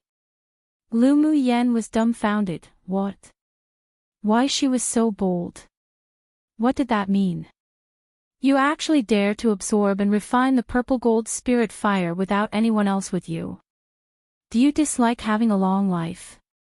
Ming Xiu raised an eyebrow and the strength in his hands increased a little. Lu Mu Yen furrowed her brows. She was still a little uncomfortable with such intimate actions, so she turned her head away from the hands that were making mischief and said leisurely, "Thank you very much for your help, but I also did it because I had confidence." Ming Xiu used his wood attribute elemental energy to help relieve her of the scorching pain and helped her suppress the purple gold spirit fire, which indeed reduced the time required for her to refine it, as well as reducing the pain, but even without him, she'd just need to spend some more time and she'd still be able to succeed. I know, but seeing you in such pain, I will also be in pain. Ming Xiu's boundless, deep eyes carried some emotions, as if a spring breeze trying to enter into the depths of the woman's heart opposite. Lu Mu Yan didn't expect that Ming Xiu, this devilish man, could say such cheesy words. Her face was unconsciously dyed with a layer of light pink, and there was an indescribable feeling in her heart, like sweetness, but she was also at a loss. How did you come down here? What about the one that fought with you? Ming Xiu didn't want to scare the little woman back either, so it was better to take their relationship slowly. He had already woven a big net, and at the same time as placing himself in the net, had also pulled the woman he loved into it. After I dealt with that bird, I felt your aura gradually weaken. When I rushed over, I was still too careless and let you be shot down into the lava pool by a sneak attack. I was afraid something would happen to you, so I followed. Ming Xiu indeed blamed himself inwardly. He destroyed the self-destructing blood and flesh fireball, but he didn't prevent that small side character who suddenly appeared. In the end, he was slow by half a beat and let Lu Mu Yan be injured.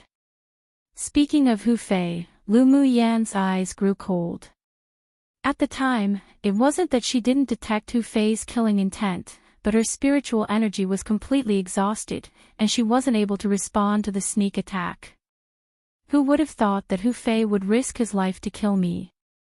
He was very close to me at the time, and his sneak attack was too fast, so it's normal for you to not have been able to stop it.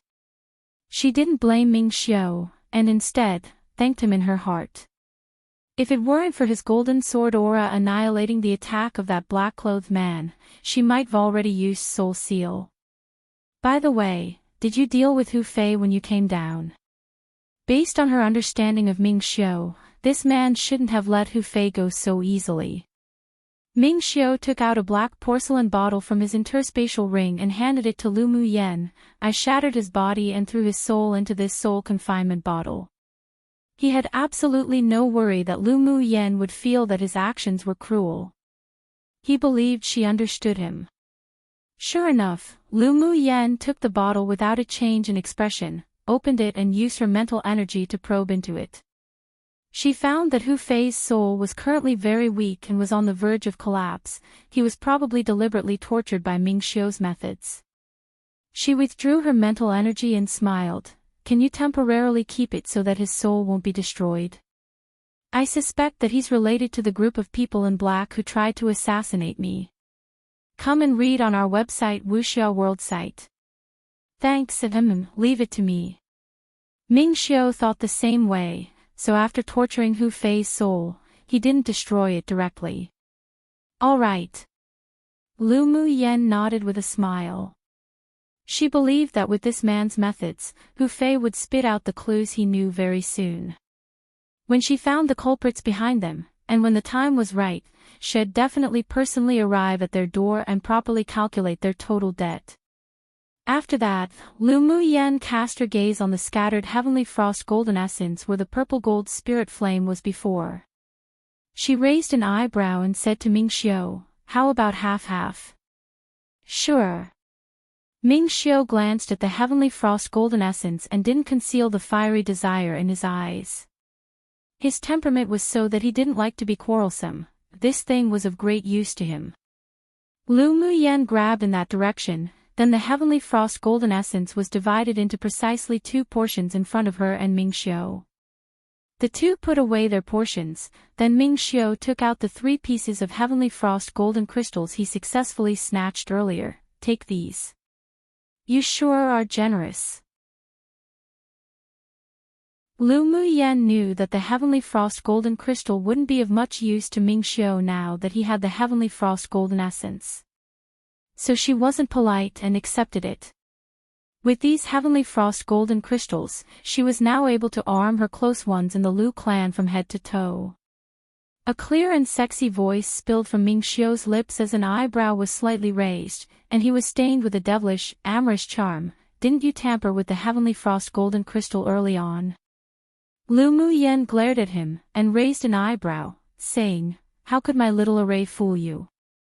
Yes, when the heavenly frost golden crystal was born, and when she froze the heavenly frost golden crystal, she added an array of spiritual energy condensation. If they didn't have her to crack it, even if others snatched it, they wouldn't be able to use it. Of course, she was certain that her array could be solved by Ming Xiu. This was just an instinctive feeling, and her intuition had always been very accurate. Ming Xiu carried a mysterious and noble temperament. She had seen people with this temperament back in the spirit world, on the people of the grand immortal cultivators clan, or on the proud children favored by the heavens. This man had an extraordinary background, and the force or story behind him might not just be a mere Ming Chamber of Commerce alliance. But Lu Muyen didn't intend to ask more. The more mysterious he was, the more challenging he was, wasn't it? This man, for her, could disregard danger and dive deep into the bottom of the lava pool. At the same time as making her heart tremble, there was also a recognition. Your knowledge in arrays is very deep. Although I can crack it, but I also need to use some means to do it. There was admiration in Ming Xiu's eyes. The little woman's attainments in arrays were even stronger than the enshrined array master in the 9 layers hole. Given time, when her cultivation base reached a certain level, she definitely would blossom in radiant splendor on Tianling continent. He would take her beneath his wings, but he wouldn't hinder her from flying freely. His woman didn't need to hide behind him. He knew that she wanted to stand with him shoulder to shoulder. His, Ming Xiu's, woman, would naturally be the best. The stronger she was, the more he liked her. Lu Muyen smiled lightly and indifferently. Her mastery in arrays was stronger than her talent for alchemy. After she forms her nascent soul, she could then perform some of the other arrays and restrictions. By then, one would probably not be able to find any who could crack them on Tianling continent. Let's go out first. After staying in here for so long, I'm afraid that eldest brother and the others would be anxious. All right. Ming Xiu took a step towards Lu Muyen and held her in his arm. A layer of light blue water elemental energy shield enveloped the two of them. He tapped his foot and the two disappeared in this space.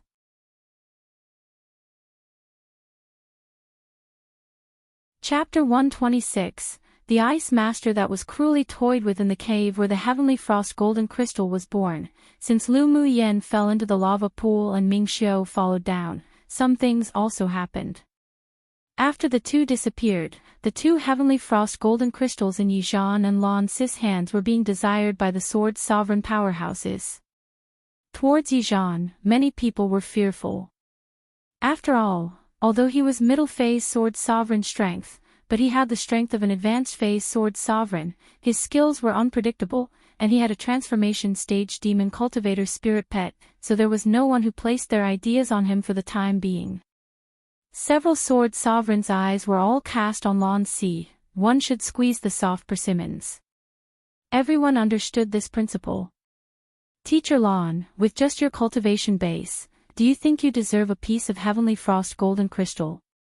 Hand it over now and well spare your life. Xan Bo Jian looked at Lan Si sinisterly, wanting to place all the debt from before on him. The eyes of the other sword sovereigns that were cast on Lan Si were all fierce. They couldn't touch Yizhan, but could they not even touch a mere sword monarch? So what if he was backed by Yanzhou Kingdom? They weren't afraid at all. Lan Si's handsome and elegant face wore a small smile, but there wasn't much warmth in his eyes. Yizhan, how about we make a deal? Lan Si didn't want to reveal his identity just yet, otherwise these sword sovereigns were just seeking death, so he telepathically asked Yizhan. Yizhan played with the flute in his hand and his eyes were indifferent. Speak. I'll give you this heavenly frost golden crystal right now, then I'll go find you to retrieve it after we exit the glacial mountain range.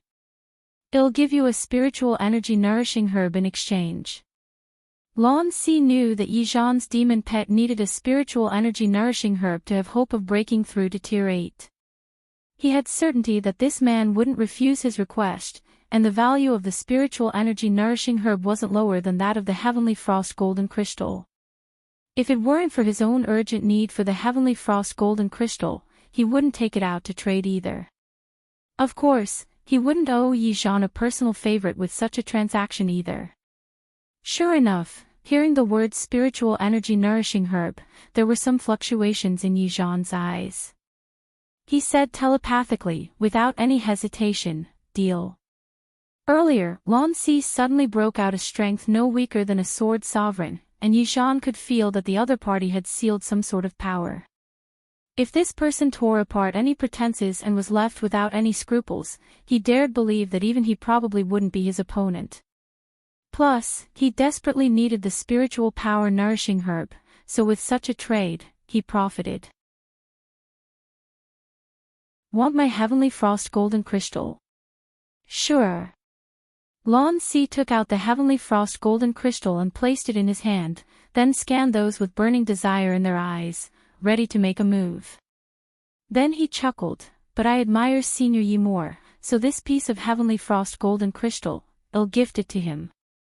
After speaking, Lan Si didn't wait for others to snatch it from him and threw the heavenly frost golden crystal directly to Yi Zhan while he stepped to the side and stood with the students participating in the trial of Yanzhou Kingdom, watching the show. Others didn't expect Lan Si to make such a move, and while they resented him inwardly, they also stared at Yi Zhan. Yi Zhan wasn't polite either. After catching the heavenly frost golden crystal, he put it away, looking at the people with a smile that encompassed everything and said to them, "If you want the heavenly frost golden crystal, then you can obtain it once you win me." There was a smile in his voice, but it made people feel a chill for no reason. The Shui clan's sword sovereign snorted coldly and incited, "Let's go together. I don't believe that with so many of us, we can't beat him." "All right." The other sword sovereigns considered it for a moment, then gritted their teeth and agreed. Even if they failed to snatch it, Yi Zhan wouldn't kill them. Meanwhile, the two demon cultivators took the opportunity to dart out the cave. Whether the Ice Master was dead or alive was unknown, their two other companions were killed, and although they did want the heavenly frost golden crystal, but their life was even more important. Right now, those human cultivators had no time to bother with them in order to compete for the heavenly frost golden crystal. If they finished competing for it, they might just plan to take their demonic beast crystal cores, so it was better to leave early. After that, Yi Zhan didn't even release his spirit pet of the transformation stage, and only used 3 moves to shock the sword sovereigns into retreat. Before absolute power, all conspiracies and schemes were in vain. Having been uselessly optimistic, the sword sovereigns of the other clans hated Yi Zhan's dominance, but they couldn't do anything about him. Come and read on our website Wuxia World site. Thanks, the Yi clan was the second largest distinguished clan and was also a clan of spirit beast tamers. If they offended them, they'd be in absolute trouble. They could only leave here with their clan's pupils. As for Lu Mu Yen and Ming Xiu, in their eyes, they were already 2 dead people. Once stained with that scorching hot lava, those beneath Sword Venerable would definitely die. After the others left, Yi Zhan also forcibly took Yi Qinghan and Yi Qinglu away. He guessed that Lu Mu Yen wasn't dead after seeing the attitude of the spirit pet Lu Mu Yen contracted, and Lan Si. Lan Si also guessed that Lu Mu Yen wasn't dead. In order to prevent others from having suspicions of him, they lingered for a day before he forced the Empire Academy's trial students to leave the cave, also with a heavy heart. In the end, only a small, white beast the size of a palm remained beside the edge of the lava pool, resting, waiting for his owner to return. 2 days later, Lu Mu Bai woke up and was already on the way to the Imperial capital. He was furious and wanted to go back to the glacial mountain range to find his younger sister. But the elemental energy in his body was emptied from summoning the blood spirit, and he received backlash, so he was made unconscious again by Lan Si and tossed back to the Lu clan. When Ming Xiu brought Lu Mu Yen out from the bottom of the lava pool, they saw that the entire cave was empty. "Mo Yen, where's my eldest brother?" As soon as Lu Mu Yan got out from Ming Xiu's embrace, the little white beast on the ground jumped onto her shoulder. Mo Yan's eyes were emotionless, but he let out a sigh of relief in his heart, then said slowly, "He was knocked unconscious and taken away by that teacher Lan of yours. The Yi clan's brother and sister, the Ling clan's brother and sister, your eldest brother, your elder cousin brother and the rest were all taken away forcibly." Seeing Lu Mu Yan's puzzled eyes, though Mo Yan seldom explained, but he added, "Lan Si telepathically told me that it was safer for you to return to the Lu clan by yourself after you come out. Yi Shan also telepathically told me that their Yi clan welcomes you to come soon." Lu Mu Yan also figured out the purpose of their departure.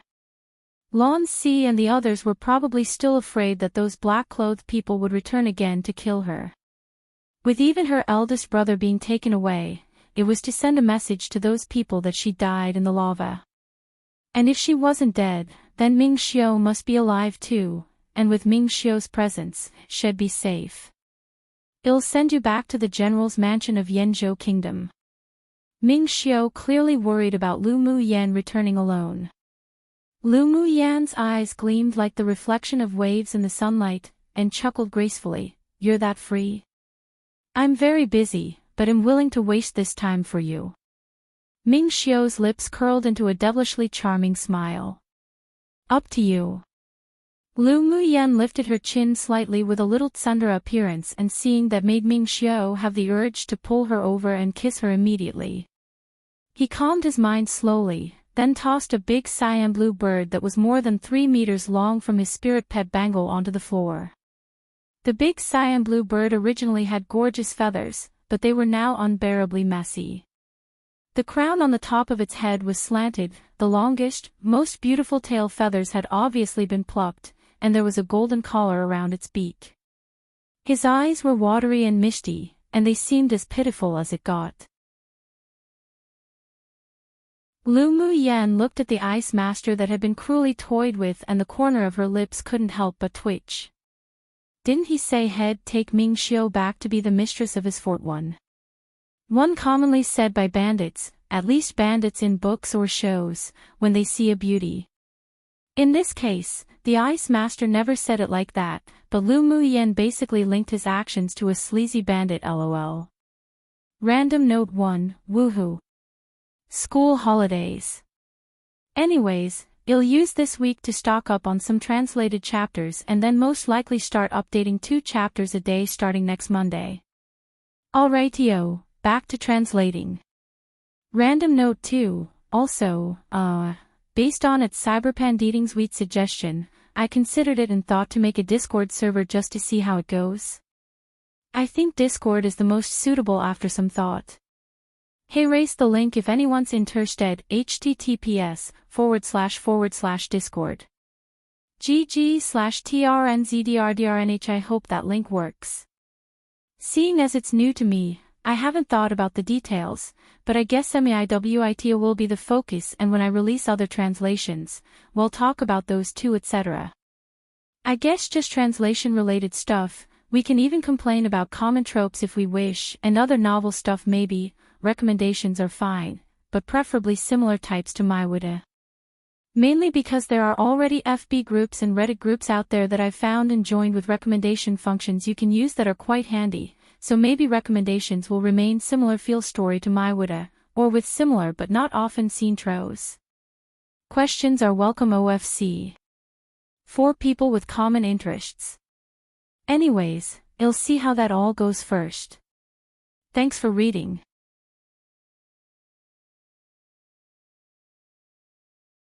Lu Mu Yan blinked and looked at the Iceland that was too tragic to look at. Wasn't he abused a bit too miserably by Ming Xiu? This Tier 8 demon cultivator ice master was taken care of by you just like that. Ming Xiu glanced at the big bird coldly and the Iceland couldn't help but shudder, then he said, "Who told him to have a cheap mouth? To think he dared to have ideas about him. It was already kind that he didn't cut off the possibility for this stinky bird to have children and grandchildren." The ice master shrank his neck. The eyes of that beautiful human man were too sharp. Could he say that he didn't dare to have any inordinate thoughts about him anymore? Pfft. Lu Mu Yen couldn't help laughing as she watched the Eye Salon's miserable appearance and that pair of innocent-looking eyes. The Eye Salon found himself being ridiculed by a weak human woman and couldn't help but glare at her fiercely. His mouth was bound by a golden ring so he couldn't speak, but he cursed her in his heart. Woman, what are you laughing at, lousy one lost because of carelessness?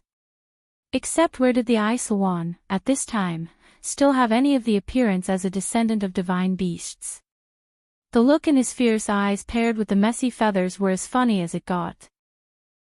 Lu Mu Yen wasn't frightened by the Ice Master's eyes at all, and instead, burst into laughter. Ming Xiu watched the little woman smile like a flower, and a gentle smile couldn't help but also rise on his face. He raised an eyebrow and looked at the Eye Salon on the ground, having an idea. This Eye Salon was gay, and Lu Mu Yen just happened to lack a flying mount. It was perfect that the Eye Salon wouldn't have any ideas about the little woman, so a contract was plausible. Woman, how about I gift him to you as a flying mount? Ming Xiu approached Lu Mu Yen, and her faint fragrance of medicine wafted around his nose, refreshing. Lu Mu Yen was stunned for a moment.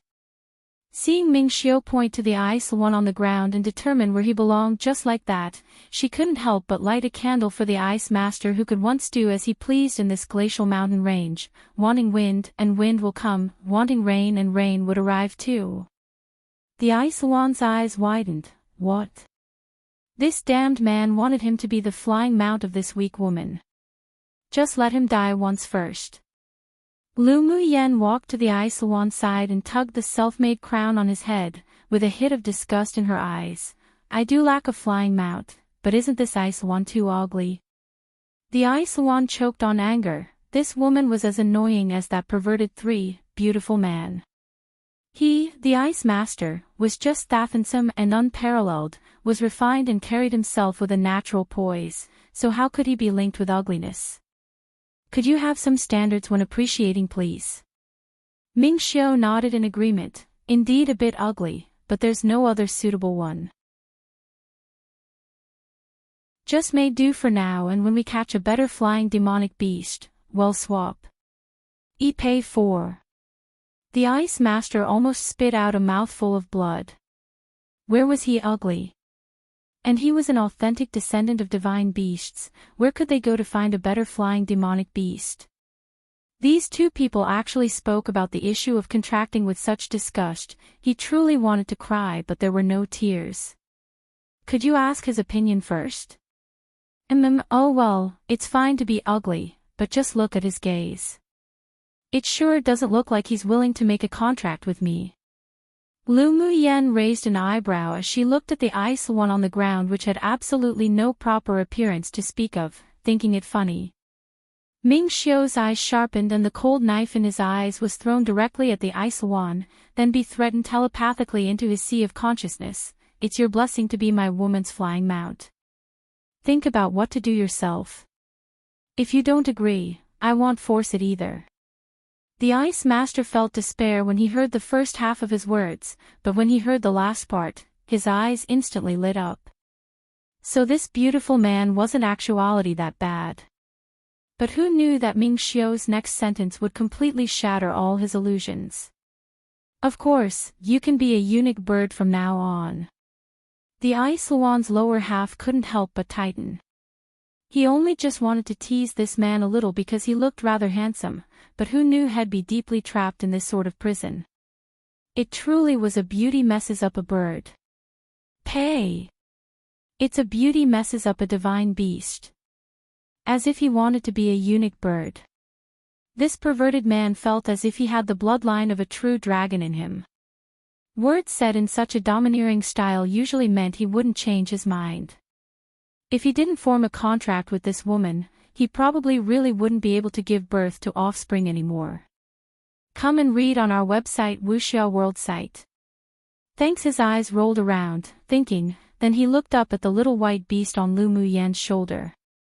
Who knew that with just a simple glimpse, the pressure of the aura of a royal species would assault him, and a cold voice echoed in his sea of consciousness. "Little ice bird, do you believe that this king would dig your eyes out?"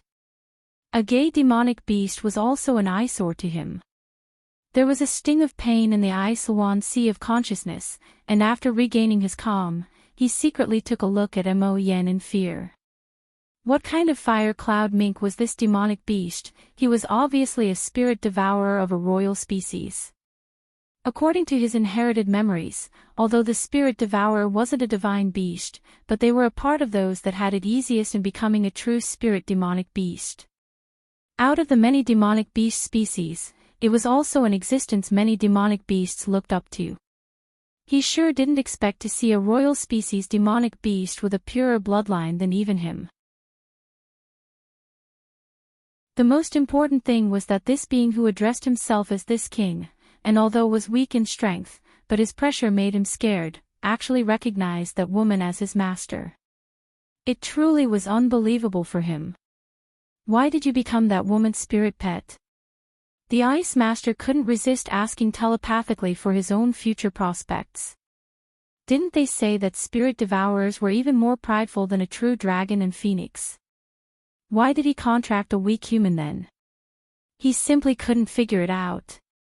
Mo Yen was originally too lazy to answer the Aisawan's question, but remembering that Lu Mu Yen should indeed have a flying mount, and although this Aisawan was just the Scion Wan and Fire Phoenix's descendant, but its bloodline was still rather authentic, so he was barely qualified to contract the same master as him. She's still weak now, but one day she'll soar into the sky and become an existence that others could only look up to and cannot be reached. Mo Yan's voice carried a sense of affirmation in the indifference. After seeing so many surprises and trump cards of Lu Mu Yen, and with the thousands of years of experience he's had, this woman's future achievements would certainly not be meek, and his choice couldn't be wrong. The Aisawan was startled when he heard Mo Yan's telepathic words. The spirit devourer was just that optimistic about that woman. He cast his gaze to Lu Mu Yen and took a good look. Before, because the woman was young, he didn't pay much attention, but now that he looked closely, she was actually a really beautiful woman.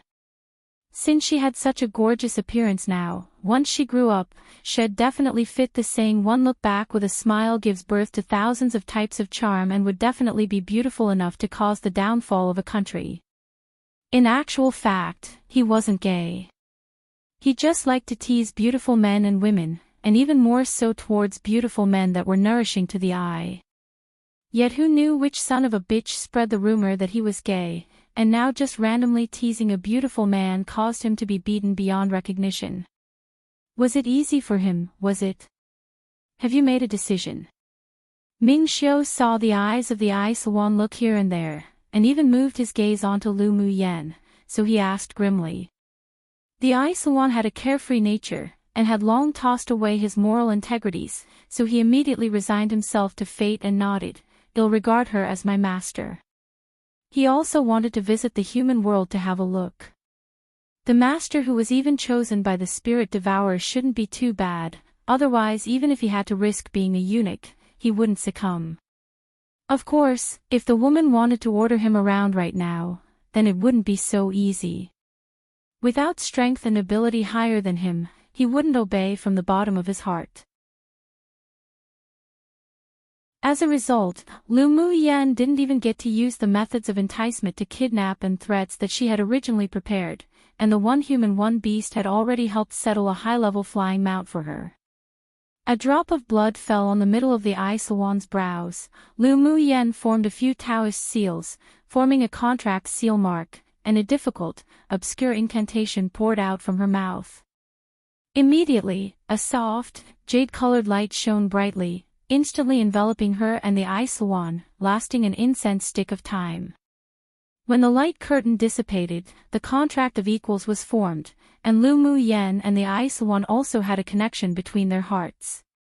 One lousy technically translates to your father, but in this case, considering its usage in another novel of this author's, translating it to your father is just weird.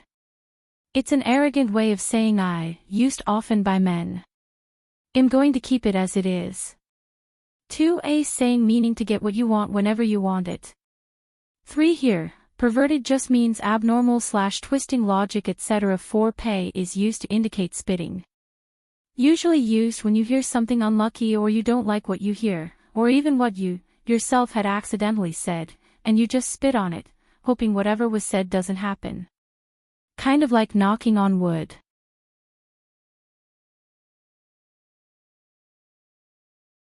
Chapter 128, The Eye Salon That Overturned the Understanding of His Appearance. After the jade-colored light curtain dissipated, Lu Mu-yen and the eye salon was successfully contracted. Lu Mu-yen's contract of equals belonged as an ancient spell, so after the contract was completed, the eye salon's body shone with a cyan blue color. Not long after, all the injuries he had suffered from Ming Xiao were recovered, and the feathers on his body were brighter than before. Even the few tail feathers that had been plucked grew out. He narcissistically wanted to use his mouth to comb the beautiful tail feathers but found that there was still a golden ring around his mouth. He looked at Lu Mu-yen aggrievedly, and telepathically said, "Beauty, I still have your man's thing on my mouth, can you tell him to take it away?" Lu Mu-yen couldn't resist twitching the corners of her lips. She slapped the eye salon on the head. "Speak properly, no wonder you owe some punishment." This bird's mouth was indeed cheap. Even she had the urge to beat him up. However, this stinky bird had now become her flying spirit pet, so she naturally had to take care of it more or less. So she asked Ming Xiao with a smile, "Can the golden ring on his mouth be removed?" Ming Xiao glanced at the eye salon as a warning, and with a move of 2 of his fingers, the golden ring around the beak disappeared in thin air. Then Lu Mu-yen found that there was an extra palm-sized golden bangle in her hand. When this stinky bird's mouth is cheap, hoop it around it. When Ming Xiao turned his head to talk to Lu Mu-yen, his eyes were filled with doting. Lu Mu-yen couldn't help but smile as she pursed her lips and nodded, "Alright." The eye salon rolled his eyes at the two. Neither the man nor woman were benevolent. Just how unlucky did he have to be become this woman's spirit pet? Seeing the eye salon getting up and shaking its feathers in an ostentatious manner, Ming Xiao's eyes sank. He chanted a hex in his mouth, then used his elemental energy to draw a void talisman in the air, and a transparent, runed golden dragon flew into the air before instantly entering into the eye salon's body. The eye salon that was just stretching froze on the spot, and found that more than half of his demonic energy was actually sealed by this beautiful man. He glared his little eyes at Ming Xiao angrily and said in the human language, "What are you doing sealing my demonic energy?" "There are 2 reasons for why I sealed your demonic energy. One is to prevent you from relying on your current strength and not listen to Lu Mu-yen's words, and 2 is to prevent Lu Mu-yen from relying on your combat power in everything." After Ming Xiao and the eye salon finished talking, he looked at Lu Mu-yen affectionately. "I sealed most of the demonic energy in his body. He now only has the strength of a tier 6 demonic beast. If you don't encounter a life or death situation, he wouldn't be able to break the seal." Lu Mu-yen knew Ming Xiao's deeper meaning. He was afraid that after contracting a tier 8 strength spirit pet, she'd rely on it too much and delay her cultivation. She was moved by this man's attentiveness. There was a smile between her brows. That's perfect." She also didn't want to rely on the eye salon's power to grow up. Without experiencing wind and rain, how could one see a rainbow? The eye salon listened to the conversation between the two, and his entire bird was exceptionally uncomfortable now. Didn't being trapped at tier 6 demonic beast cultivation base mean that he wouldn't even be able to transform into the human form? Unreconciled, he tried to mobilize the demonic energy in his Yaofu, but he finally miserably discovered that he indeed could no longer transform into the human form. "How can I transform when you suppressed my cultivation base to a tier 6 demonic beast?" The eye salon yelled in dissatisfaction. Ming Xiao's lips raised in an arc, as if had let this ostentatious stinky bird transform into the human form and circle Lu Mu-yen all day. Even if he knew that he was gay, he still wouldn't allow it. "Your job is to act as a flying mount. Why do you need to transform into the human form?" Come and read on our website Wuxia World site. Thanks. There was a sharp cold light in Ming Xiu's eyes, making the ice one who wanted to refute immediately shut up. Although this man's cultivation base wasn't as high as him, but he had too many methods, and his combat power was alarming, especially that true dragon aura on his body that made him even more fearful. He decided not to provoke this pervert for the time being. In the future, after coaxing little master well, as if he'd still need to be afraid that this man wouldn't lift the seal for him. Lu Mu Yen watched in amusement as Ming Xiu oppressed her spirit pet but didn't stop him. This bird's personality, compared to the appearance after transforming, completely overturned her understanding.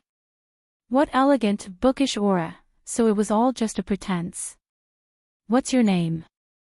Lu Mu Yen asked, raising her eyes to look at the Ice One. She couldn't always call him Ice Master or Ice One right. The Ice One wanted to rub his head on the little master's shoulder, but was stopped by Ming Xiu, who extended a hand. He could only purse his mouth and said, Master, I'm called Bing Ji. Lu Mu Yen felt that this name wasn't that bad, so she didn't help make a nickname. Let's set off and go back. Lu Mu Yen was in a good mood after contracting a high-level flying mount, but she was still a little worried about whether her family would be so anxious that they'd flip the sky because of her. Ming Xiu nodded. He also had some important things to do, sure. And so, the two stepped onto Bing Ji's back, and he spread his wings, flying both of them towards the direction of the imperial capital of Yanzhou Kingdom. Imperial capital, Yanzhou Kingdom. After the news of Lu Mu Yan's death in the glacial mountain range was spread by scheming people deliberately, it was known by everyone. The Gu clan and the Lu clan's political opponents were all watching them as a joke in secret. As everyone knew, whether it was when Lu Mu Yan was still a trash, or whether it was after she eradicated her terminal meridian's constitution and displayed her exceptional talents, she was still the treasure that the Lu clan held in their palms and loved dearly. Marshal Lau's 3 sons and 1 daughter all gave birth to sons, and Lu Mu Yan was the only granddaughter, so no matter who in the Lu clan, from old to young, they all regarded her as a treasure. Now that the news that Lu Mu Yan was unfortunately buried in the lava pool was spread, it caused a mighty uproar in the Lu clan and even the entire imperial capital. Lu Mu Bai was still in a coma when he was sent back to the Lu clan. He had used a trace of his origin energy and received backlash from the spell, plus the fact that Lan Si didn't want to add frost to snow, so he made him faint. It would take at last 5 more days for him to wake up. Lan Si, where's my family's yener? Lu Zhantian looked at Lan Si coldly with a tense expression. If the rumors were true, he'd definitely go tear off the roof of Empire Academy and the Imperial Palace. If it weren't that Lu Mu Yan's soul tablet was still completely intact in the Ancestral Hall, they wouldn't have been able to bear it and would have killed their way into the Imperial Palace to find the Imperial teacher and Wanli to settle their debts. Seeing the nervousness on the faces of Marshal Lu and the Lu Mou married couple, Lan Si didn't keep them guessing and immediately told them what had happened in the glacial mountain range. Lu Mou pondered for a bit, then looked at Lan Si, his eyes solemn. You mean to say that Yener didn't die after falling into the lava pool? That monarch Ming will rescue her, and your purpose of rushing back is just to draw out that secret force in the darkness. His clear and handsome face was exceptionally calm, but a layer of killing intent condensed in his heart. Since those people dared to touch their family's treasure, then they must be prepared to deal with their Lu clan's revenge. Lan Si took a sip of tea in his teacup and nodded. Those who want to kill Lu Mu Yan are obviously similar to sacrificial soldiers. In order for them to complete their mission, they would fight with their lives without hesitation. That entity is very mysterious, and it's definitely not like something that the Empire could raise. According to your opinion, that wave of people who attempted to assassinate Yener might be an entity of another kingdom? Lu Zhantian's brows furrowed tightly. If this were the case, then things would become more complicated. If those who attempted to assassinate his family's Yener were sacrificial soldiers sent by another kingdom's entity, then it also meant that this attack wasn't aimed mainly at Lu Muyen, but the entire Lu clan. The implied meanings behind this were worth pondering.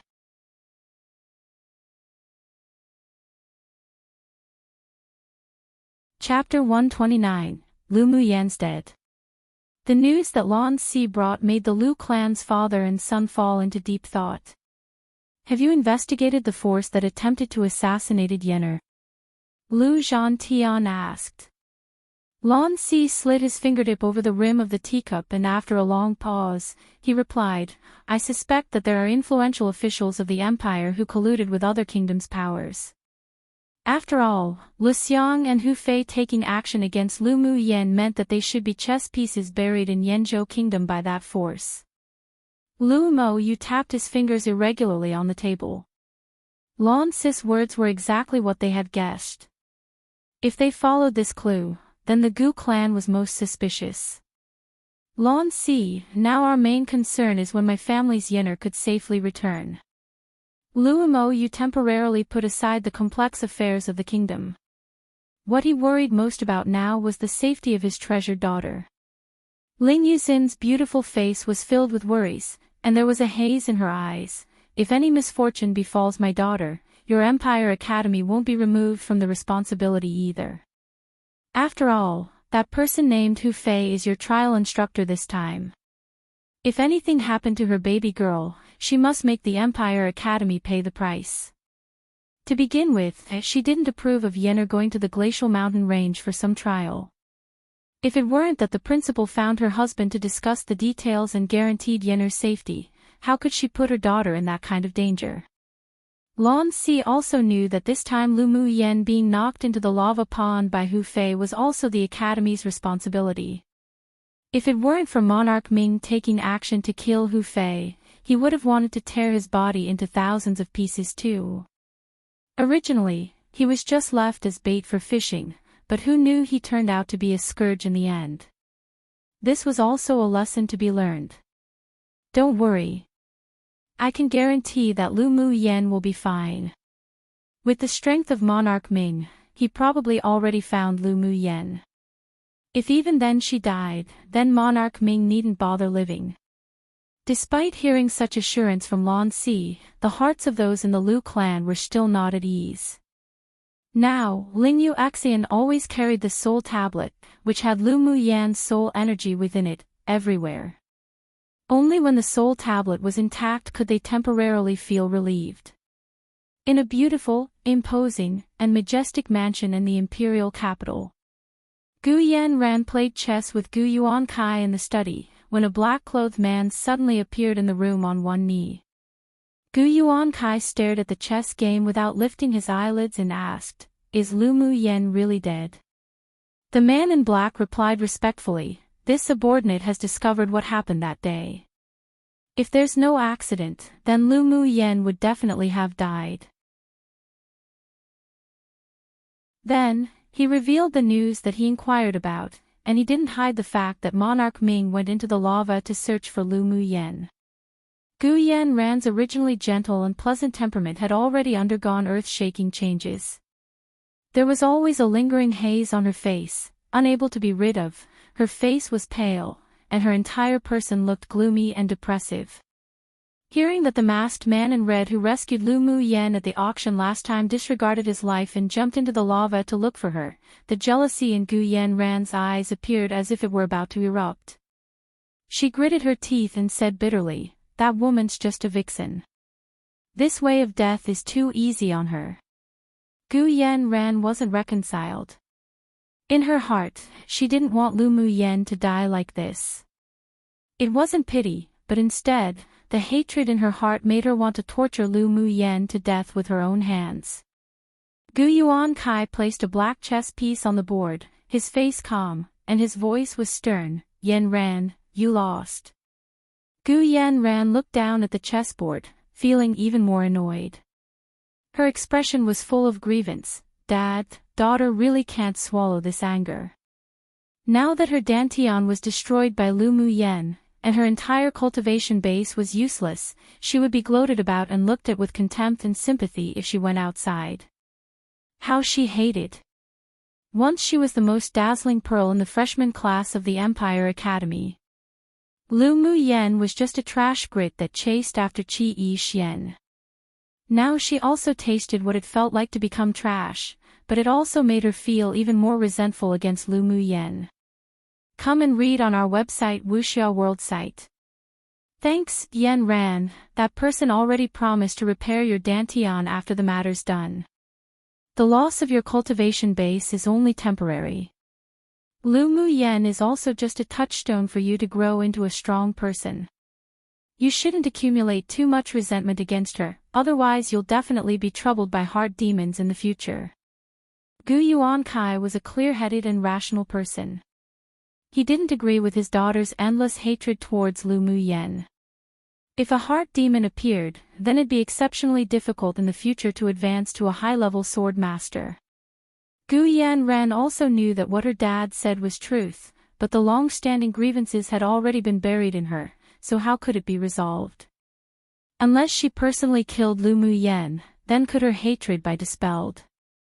Dad, when that time comes, I want to massacre the Lu clan with my own hands. A ruthless look flashed in Gu Yanran's eyes. Even if Lu Muyen died, she'd also make the Lu clan pay the price by having their entire clan exterminated. Gu Yuankai not only didn't feel frightened by Gu Yanran's cruelty but was instead very gratified. This was right.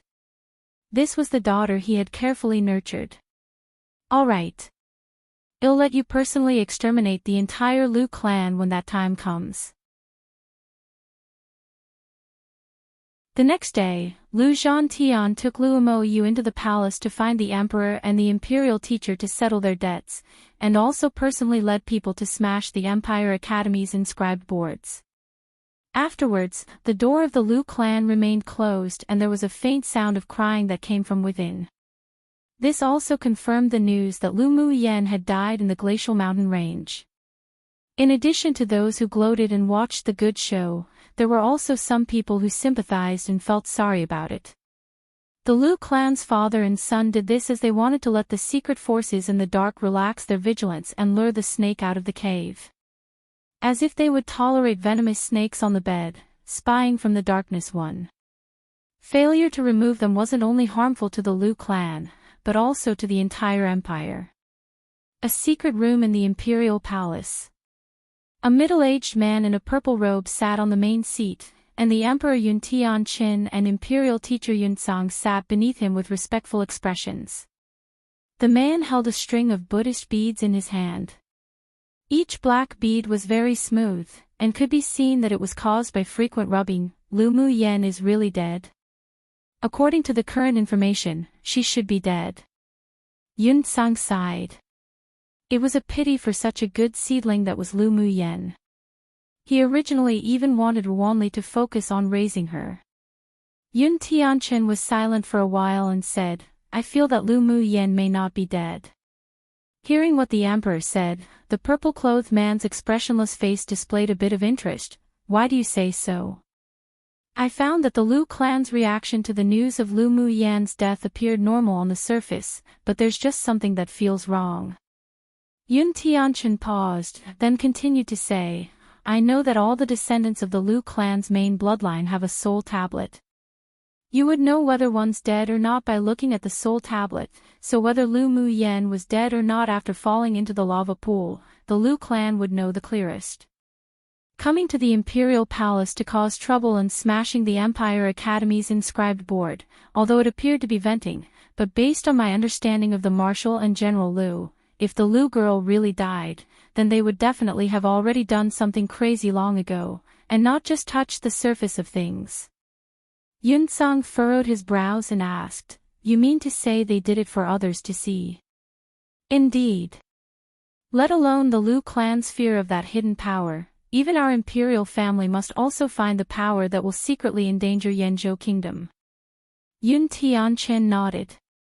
The middle-aged man in purple chuckled lightly and his eyes that looked at Yun Tianqin carried a rare hint of admiration. Indeed. The Lu clan is indeed pretending. That old little kid Lu Zhantian already came to find this eminence too to discuss this.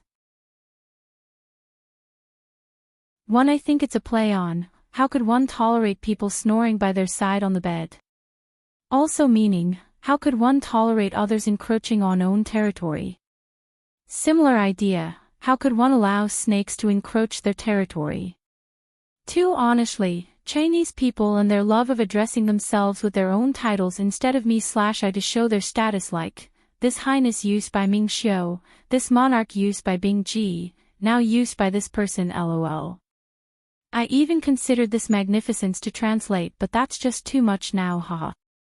Honestly, I'm just randomly assigning a word to them now. XD. After translating to sword venerable, I even considered changing to this venerable, but even when the same word is used, sometimes it might have slightly different connotations, so I left it. Plus I wasn't bothered, ha. Now, I just remembered that there's still Your Excellency that I haven't used.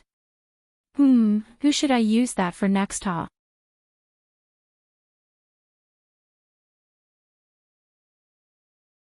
Chapter 130. The Imperial family's attitude. Yun Tianqin and Yun Tsang looked at the purple-clothed man in surprise.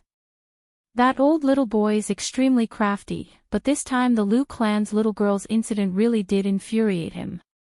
The purple-clothed man rubbed the Buddhist beads in his hand, and one could hear that he was rather close to Lu Zhantian from his tone. Yun Tianqin was recently receiving the Empress' cold reception, and he deeply realized that the Lu clan's grievance this time was deep. Imperial grandfather, what do we need to do as the Imperial family? The relationship between he and Lu Moz was already cold to begin with in the recent 2 years. If they really fought because of Lu Muyan's situation, then he was afraid that she'd break everything off with him. Do nothing for the time being. Let's talk about it when the Lu clan's little girl returns. The purple-clothed man lifted his head and looked into the distance. It's been said that the Lu clan's little girl is also a clever one. There shouldn't be any problems. When she returns, you both try your best to befriend her. Yun Tianqin and the Imperial teacher exchanged a glance and saw the confusion in each other's eyes. He tentatively asked, Imperial grandfather, is it that you desire to befriend the alchemist behind Lu girl? The purple-clothed man sneered. The alchemist behind her is not even known by this eminence, so how could one speak of befriending? She and Monarch Ming does not have a normal relationship. Simply based on this, it is worth our effort to befriend. Monarch Ming. You mean the senior sword sovereign who jumped into the lava pool for Lu girl? Yun Tianqin had investigated what occurred at the glacial mountain range, so he also knew the existence of Monarch Ming. Yun Tsang's cloudy eyes displayed a sharp light. Is it possible the Monarch Ming that your lord speaks of is the person who appeared and saved the Lu clan's girl at the Ming Chamber of Commerce Alliance? When they heard of what occurred last time in front of the Ming Chamber of Commerce Alliance, they had ordered people to investigate the 2 sword monarchs present. It took some means and time to find out the identity of the black-clothed old man, but the moment they had just started investigating Monarch Ming's identity, they were warned by the Ming Chamber of Commerce Alliance's superiors and requested to not spread the news. Due to that, they gave up and sealed the news. Yes. It is him. The purple-clothed man nodded and continued, if I did not assume wrong, then he should be the hall master of the 9-layer hall, and also the real power behind the Ming Chamber of Commerce Alliance. What? Yun Tianqin and Yun Tsang exclaimed in disbelief. The purple-clothed man raised the corner of his lips slightly. No need to be so surprised. The sword sovereign powerhouses of the 10 distinguished clans at the glacial mountain range probably did not even recognize him, otherwise they would definitely not dare to contend for the Heavenly Frost golden crystal with him. I also only accidentally learned of this person's existence when I traveled to the southern region 3 years ago. The purple-clothed man's eyes were full of caution and fear. This person is powerful and mysterious, and the forces behind him is even more unfathomable. Our Yenzhou kingdom can only befriend, and can never, ever offend. An existence not even known by the sword sovereign powerhouses of the 10 distinguished clans. Then this person is too mysterious. Yunkan sighed. When Monarch Ming saved Lu girl outside of the Ming Chamber of Commerce Alliance, he was only at Sword Monarch Cultivation Base. Just how long has it been, and he already advanced to Sword Sovereign Cultivation Base, and even fought 1 against 9. Truly too strong. The 9-layer hall is one of the most mysterious forces in the southern region. The 10 distinguished clans of the eastern region can only be ranked as third-rate forces there. Not knowing the existence of Monarch Ming is also understandable. He must be exceptional to be able to sit on the seat of Hall Master. Being strong is the first condition. The purple-clothed man explained. Yun Tianchen thought deeply about it, then said, as such, then the mysterious master behind Lu Girl is potentially Senior Monarch Ming? Highly possible. Otherwise he wouldn't risk jumping into the lava pool to save her. The purple-clothed man said, as for Monarch Ming's identity, you two must keep secret, and must not disclose it. Yes. Not to mention the mysterious and unpredictable 9-layer hall, even the Ming Chamber of Commerce alliance that spanned the entire Tianling continent was an existence that Yanzhou Kingdom couldn't provoke. They naturally wouldn't be loquacious and cause trouble. 3 days later. Lu Muyen and Ming Xiu rode Bing Ji to a barren mountain outside Yanzhou Kingdom. The ice woman's figure was too eye-catching, so she decided to enter the city alone. Come and read on our website Wuxia World site. Thanks, woman, I'll send you up to here. Ming Xiu reached out and hugged Lu Muyen, then immediately let go. He had probed the entire Imperial capital using his mental energy and didn't discover any ambushes. It was safe for Lu Muyen to enter the city and go home alone. After leaving Ming Xiu's warm embrace, Lu Muyen restrained the emotions in her eyes and smiled, all right. Let's meet again. Woman. I believe we'll meet again very soon. On Ming Xiu's face that was so handsome it was otherworldly, rose a devilishly charming smile, and he leaned in beside her ear. If something happens, take the Ming Alliance token that I gave you last time to find Elder Yi at the Ming Chamber of Commerce Alliance. He will obey your instructions. Lu Muyan's clear eyes were filled with a dense smile, all right. Ming Xiu left a kiss on her forehead, activated a yellow talisman, then turned and disappeared into the barren mountain. Beauty, that pervert's gone, even if you want to kiss and hug again, there won't be any more chances. A certain cheap bird's mouth teased. Lu Muyen retracted her gaze and looked askance at Bing Ji. With a thought, a golden ring flew from her hand and instantly encircled the big ice swan's beak. Master, I was wrong, I'll never tease you again. Then, Bing Ji's pitiful voice sounded in Lu Muyan's mind. You're just owing a beating. Lu Muyan rolled her eyes at him, then raised an eyebrow and asked, are you going to take the initiative to enter the spirit pet bangle yourself, or should I put you in? Bing Ji's 2 watery eyes looked at her grievously, then said in an accusatory manner, why can Mo Yen not need to return to the spirit pet bangle?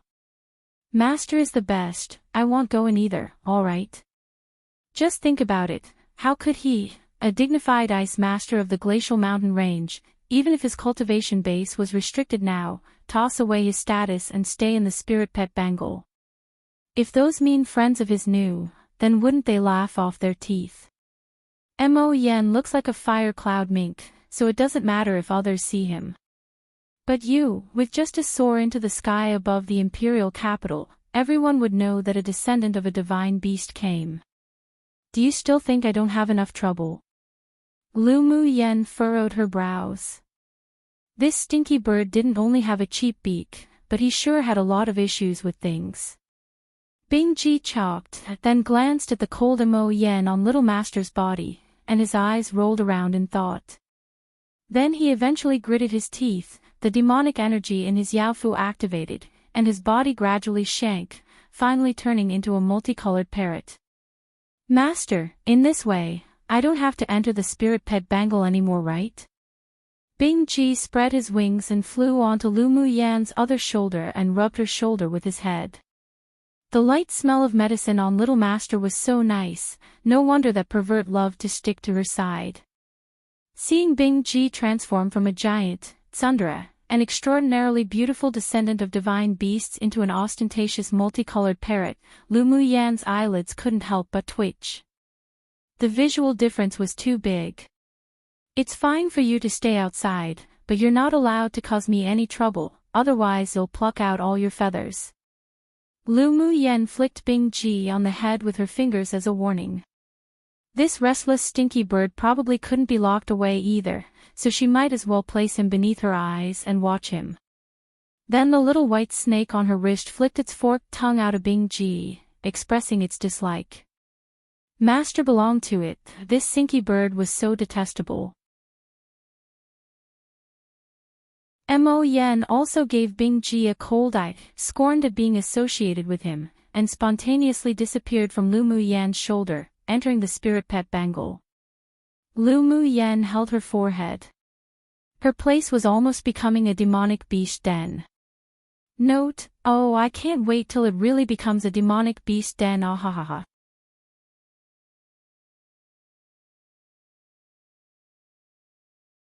Chapter 131, Making a Deal with the Imperial Family. Lu Muyan covered her body with a white cloak when she entered the Imperial capital city and no one recognized her. When she arrived at the general's mansion, she used her mental energy to investigate the area. When she found that no one was following her, she leapt lightly over the wall and went inside. Who? Lu Muyan didn't use any concealing methods when she entered the general's mansion, that's why she was immediately found by the steward. She took off the cloak over her head, revealing a stunning face, and shouted with an affectionate smile, "Grandpa E. Young Miss has finally returned." Seeing the visitor was Lu Muyan, Steward Yi was so emotional that he had tears in his eyes. He also knew that the rumors outside weren't true. Lu Muyan stepped forward to support him. "Grandpa E, don't worry about me, I've got good luck. Young Miss is worthy, so you must have heaven's help." Steward Yi quickly wiped his eyes and said with a smile, "Quickly go to the secret room, the Marshal and General are discussing your business." "All right, Grandpa E, I'll go first then." There was a secret passage under an empty courtyard of the Lu clan which contained several practice rooms and a secret room equipped with arrays. Only people with the recognized aura of the Lu clan could enter. Lu Muyan walked to the door of the secret room, put her hands on the stone wall of the secret room, then merged her aura into the stone wall, and a stone door opened in the middle. As soon as she walked into the stone wall, she saw two pairs of excited eyes staring at her. "Yenner." Lu Zhantian and Lu Mo Yu stood up at the same time and exclaimed. "Paternal Grandpa, Dad, I've returned." Lu Muyan walked towards the two with warmth in her eyes. Lu Zhantian was so excited his face flushed entirely red. "You stinky girl finally returned. We were so anxious. As long as you've returned."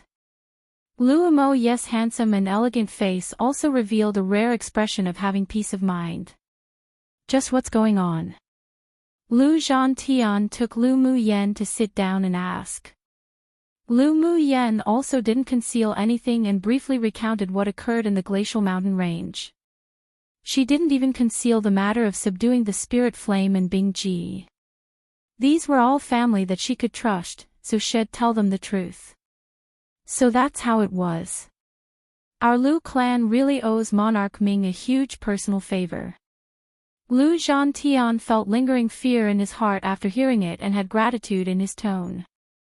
If it weren't for the ice bangle that Monarch Ming gave Yenner, his family's Yenner might just have been buried in the lava. Lu Mo Yu nodded in agreement. "No matter how strong he is, our Lu clan will definitely repay this kindness." Lu Muyan couldn't really speak and stop them. She couldn't just tell her paternal grandfather and father that Ming Xiu, that guy, in actual fact, fell in love with her right. Although she and Ming Xiu both had that sort of meaning, but there wasn't even the first stroke of the character for 8-1, it still wasn't time to tell her family. "This is the Tier 8 ice one you contracted." Lu Zhantian's tone carried a little bit of doubt. No matter whether Lu Zhantian looked left or right at the colorful parrot on his granddaughter's shoulder, it didn't appear to be a Tier 8 demonic beast. Bing Jis' forehead was creased heavily. His lifetime's reputation was ruined just like this. Well, he turned into a colorful parrot himself. Otherwise it'd be too eye-catching to go out in the true form of an Isolwan. That's true. It's better to hide it like this. Lu Zhantian also hoped that his granddaughter would be low-key for the time being. Master, please take off the golden ring from my mouth. I promise I won't speak nonsense. Lu Muyen narrowed her eyes at him and threw a few cold knives too over at him. It'd be strange if she believed this stinky bird's mouth. What if he tells them everything about her and Ming Xiu? Then she wouldn't know how to deal with her paternal grandfather and father at all. Come and read on our website Wuxia World site. Thanks. Seeing the warnings in Little Master's eyes and how he couldn't make any mischief with the seal inside him, he could only sullenly curse Lu Muyen and Ming Xiu in his heart. He had lived so smoothly like the wind and water for more than 100 years, but who knew that he'd end up like this because of a simple tease? He really didn't know if it were because he did too many wicked things in his previous life that he ended up like this. Yenner, do you have any plans?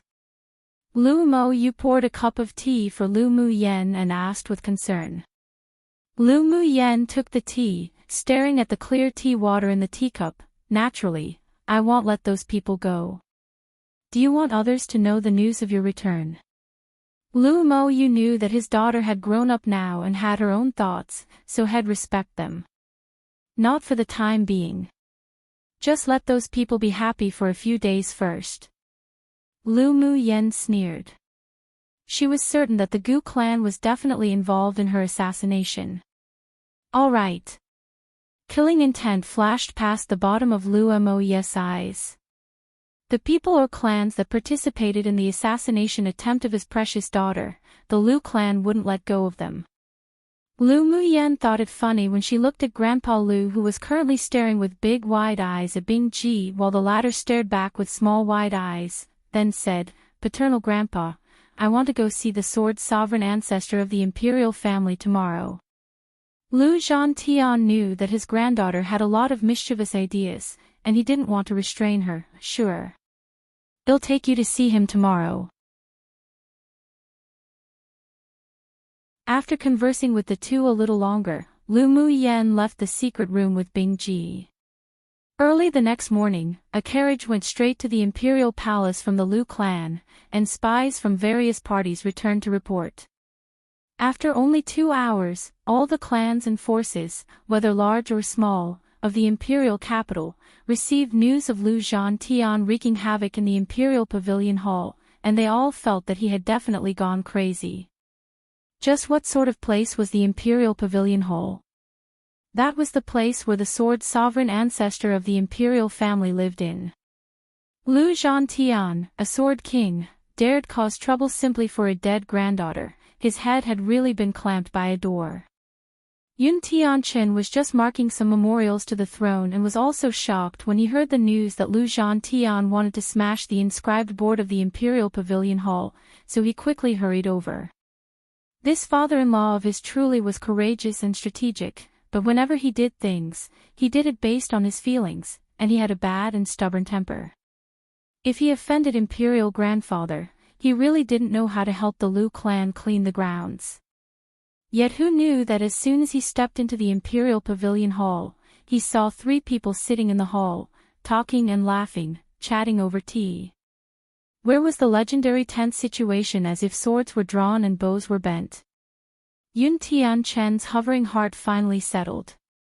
Lu Muyen didn't get up when she saw that Yun Tianchen had arrived, only smiled and greeted, "Paternal Uncle Emperor." "Little girl, I just knew you'd come back alive." Yun Tianchen also didn't care about Lu Muyen's actions. This girl had always been very bold. Yun Tianchen smiled at Lu Muyen, then walked over to the purple-clothed man to greet respectfully. "Imperial grandfather." "Sit." The purple-clothed man nodded. "Lu clan's little girl, For what reason do you come to see this eminence this time? The purple-clothed man moved his gaze onto Lu Muyen, his expression gentle, just like an elder member of the family. Lu Muyen also didn't want to go around in circles and said straightforwardly, Imperial ancestor, I want to make a deal with the Imperial family. Want to make a deal with the Imperial family? The purple-clothed man revealed a hint of interest. Let's hear it. I believe that you all know about the fact that I'm being chased by sacrificial soldiers who had been sent by an unknown force. I suspect that their main purpose in killing me is for one thing. Lu Muyen said. The purple-clothed man stroked the Buddhist beads in his hand and asked after a moment of silence, Your meaning is, their purpose is the marrow cleansing pill? Aside from the marrow cleansing pill, he also couldn't find any other purpose for those people to sacrifice a sword monarch and more than a dozen sword kings and sword spirits to kill Lu Muyen. Come true, one things haven't even started between LMY and MX, so how could she tell them anything yet is her meaning. I mean, one day LMY's gotta tell her family he fell in love with her. And she fell in love with him, he, too figuratively meaning sharp, cold gazes that feel penetrating.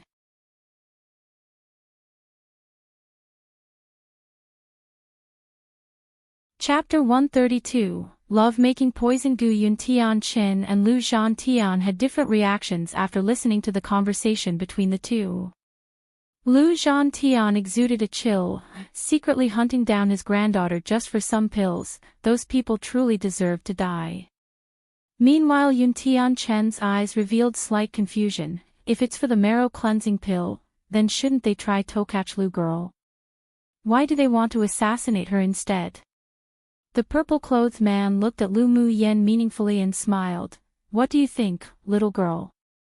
If the enemy kingdom had a person who owned marrow cleansing pills, and who could also refine the energy nourishing pill, but was the granddaughter of a great marshal who can't be used for themselves, then what would you all do if it were you?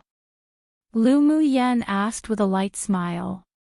Yun Tianchen answered, naturally kill. Then he pondered for a while and said, so that's how it is. It seems that the mastermind behind that force is an enemy kingdom of Yanzhou Kingdom. Paternal Uncle Emperor, have you ever felt tired recently during the day, but at night, you'd be as vigorous as a dragon and as lively as a tiger? Lu Muyen looked at Yun Tianchen with a smile that wasn't quite a smile. Yun Tianchen was taken aback and smiled somewhat awkwardly. There has indeed been such a situation in recent months. Could there be something wrong? He had long suspected that something was wrong with his body, but the Empire's physicians and alchemists had all checked him and there was no major problem. Of course something's wrong. Lu Muyen continued, can I feel your pulse? Sure. He didn't doubt Lu Muyen's medical skills. He had never told outsiders about his symptoms, so since she could tell his symptoms, then she must have an extraordinary side. Lu Muyen probed Yun Tianchen's pulse and furrowed her brows unconsciously. There's a type of toxin hidden in your body, but it hasn't broken out yet, so other physicians or alchemists can't detect it. But if you wait for them to be able to detect it, then Paternal Uncle Emperor, your entire cultivation base would probably already be lost. What kind of poison is it? Yun Tianchen, as the monarch of an entire kingdom, indeed had a heart that was fearless against danger. Even if he was shocked inwardly, but he didn't display it. A kind of love-making poison one. Seeing the confusion in Yun Tianchen's face, she added, Paternal Uncle Emperor, when night arrives and you find that you're really energetic, is it when you go to Imperial Noble Consort Gus' place? Yun Tianchen narrowed his eyes slightly and concealed the dark light in his eyes. He hadn't felt it before, but in retrospect, it was indeed true. Every time he was full of energy and when the fire in his abdomen was burning like a stove, had always inexplicably walked to Gu Yanting's palace. As long as he made love for the night, the next day he'd feel refreshed. This situation was as if he had no control over it. The only person he loved was Lu Moz, and yet he was extremely infatuated with Gu Yanting's body. This was already incompatible with the calming method he cultivated. It seemed that there must be hidden circumstances. You mean Gu Yanting poisoned me? I once smelled the trigger for this sort of love-making poison on Imperial noble consort Gu, so just now when I saw that paternal uncle emperor had abnormal bloodshot eyes, and there were blue eye circles, I guessed that you were affected with this kind of poison. Lu Muyan retracted the hand on Yun Tianchen's wrist. After checking your pulse now, I can be certain that you've been poisoned by love-making poison. Hearing Lu Muyan's words, coldness couldn't help but rise in Lu Zhantian and the purple-clothed man's eyes. There were indeed many obscurities and much darkness in the palace, but Gu Yanting poisoning Yun Tianchen with love-making poison stepped on their baseline. It was undeniable that Yun Tianchen was the present age's most righteous monarch, and at middle phase Sword King cultivation base, he could live at least 200 or 300 years.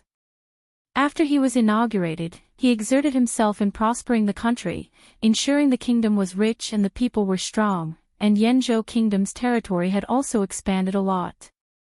If there was no accident, he'd rule and manage Yenzhou Kingdom for another 100 years.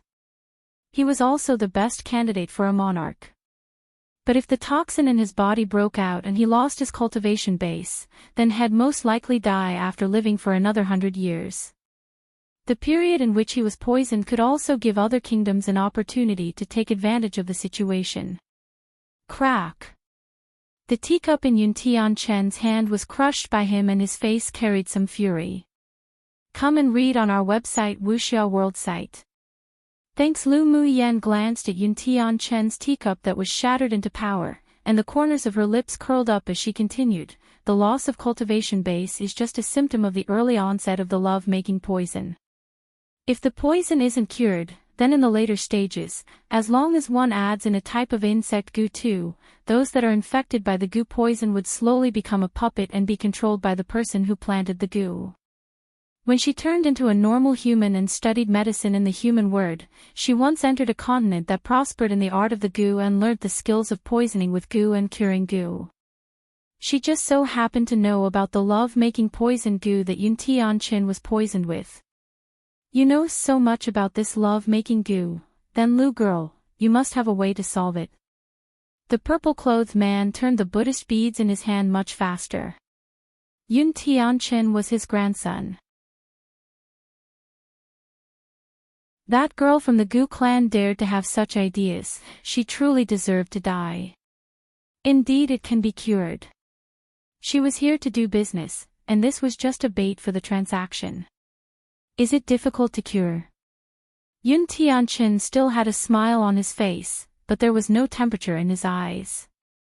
Lu Muyen replied, the love-making poison hadn't yet broken out for the first time, so it's easy to cure. If your cultivation base was lost in the future, and one planted a Gu in you, then it'd be difficult to cure.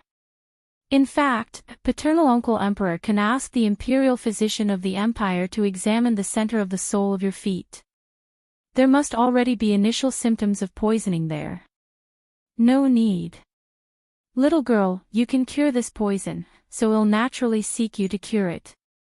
Yun Tianchin displayed trust on his face. Lu Muyen smiled and said, then I'll have to go back and prepare a few spiritual herbs and treat it for you in a few days. She also added in her heart, and also give you time to investigate this kind of poison. All right. The cure will depend on Lu girl then. After curing it, paternal uncle emperor will thank you greatly. Yun Tianchin was also anxious inwardly. If it truly was like what Lu Muyen said, then he'd face the complete loss of his cultivation base and end up being under Gu Yanting's control. He naturally wouldn't be reconciled. Originally, Gu Yanting was just a bait placed by the imperial family on the surface of the water, wanting to catch the big fish in the lake, yet who knew that he was poisoned by the bait after the wrong move? It truly was ironic. Lu girl, you said before that you wanted to make a deal with the imperial family. It shouldn't just be to cure your paternal uncle emperor, is it? The purple-clothed man smiled enigmatically. This girl was even more crafty than Lu Zhantian, that old little kid, and Lu Muyu, that slippery head. Bringing up Yun Tian being poisoned first was probably so that she could have an extra bargaining chip for the subsequent negotiations.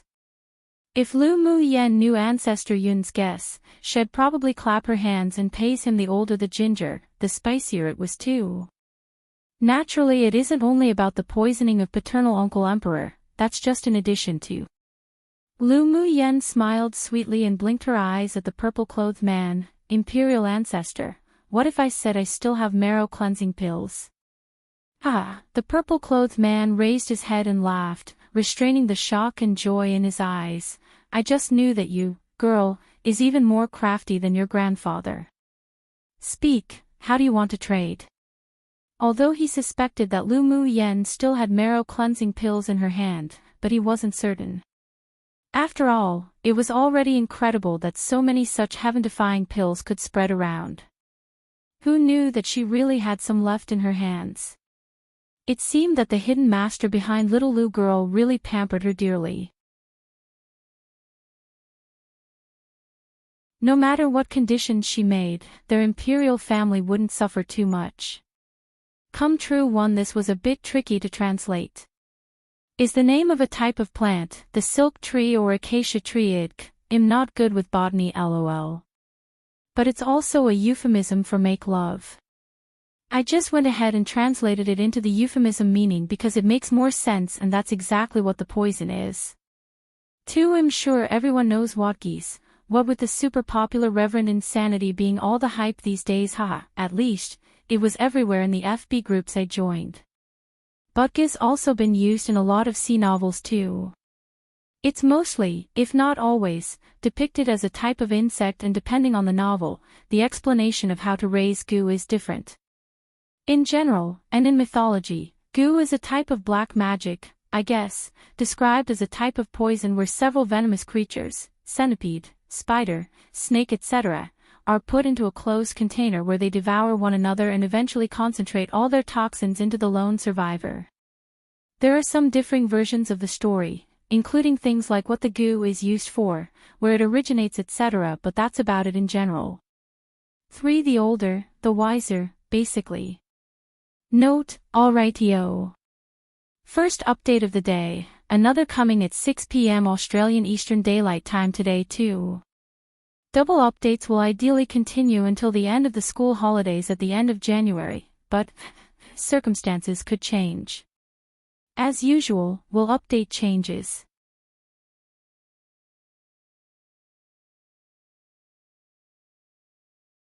Chapter 133, Reach a Deal. Both Yun Tian and Lu Zhan Tian were eagerly waiting to see what conditions for trade Lu Mu Yen was going to propose.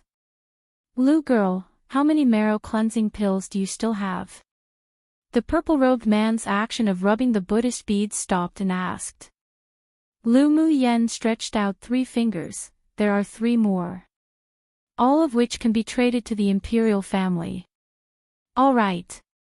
This eminence will allow you to make 3 conditions.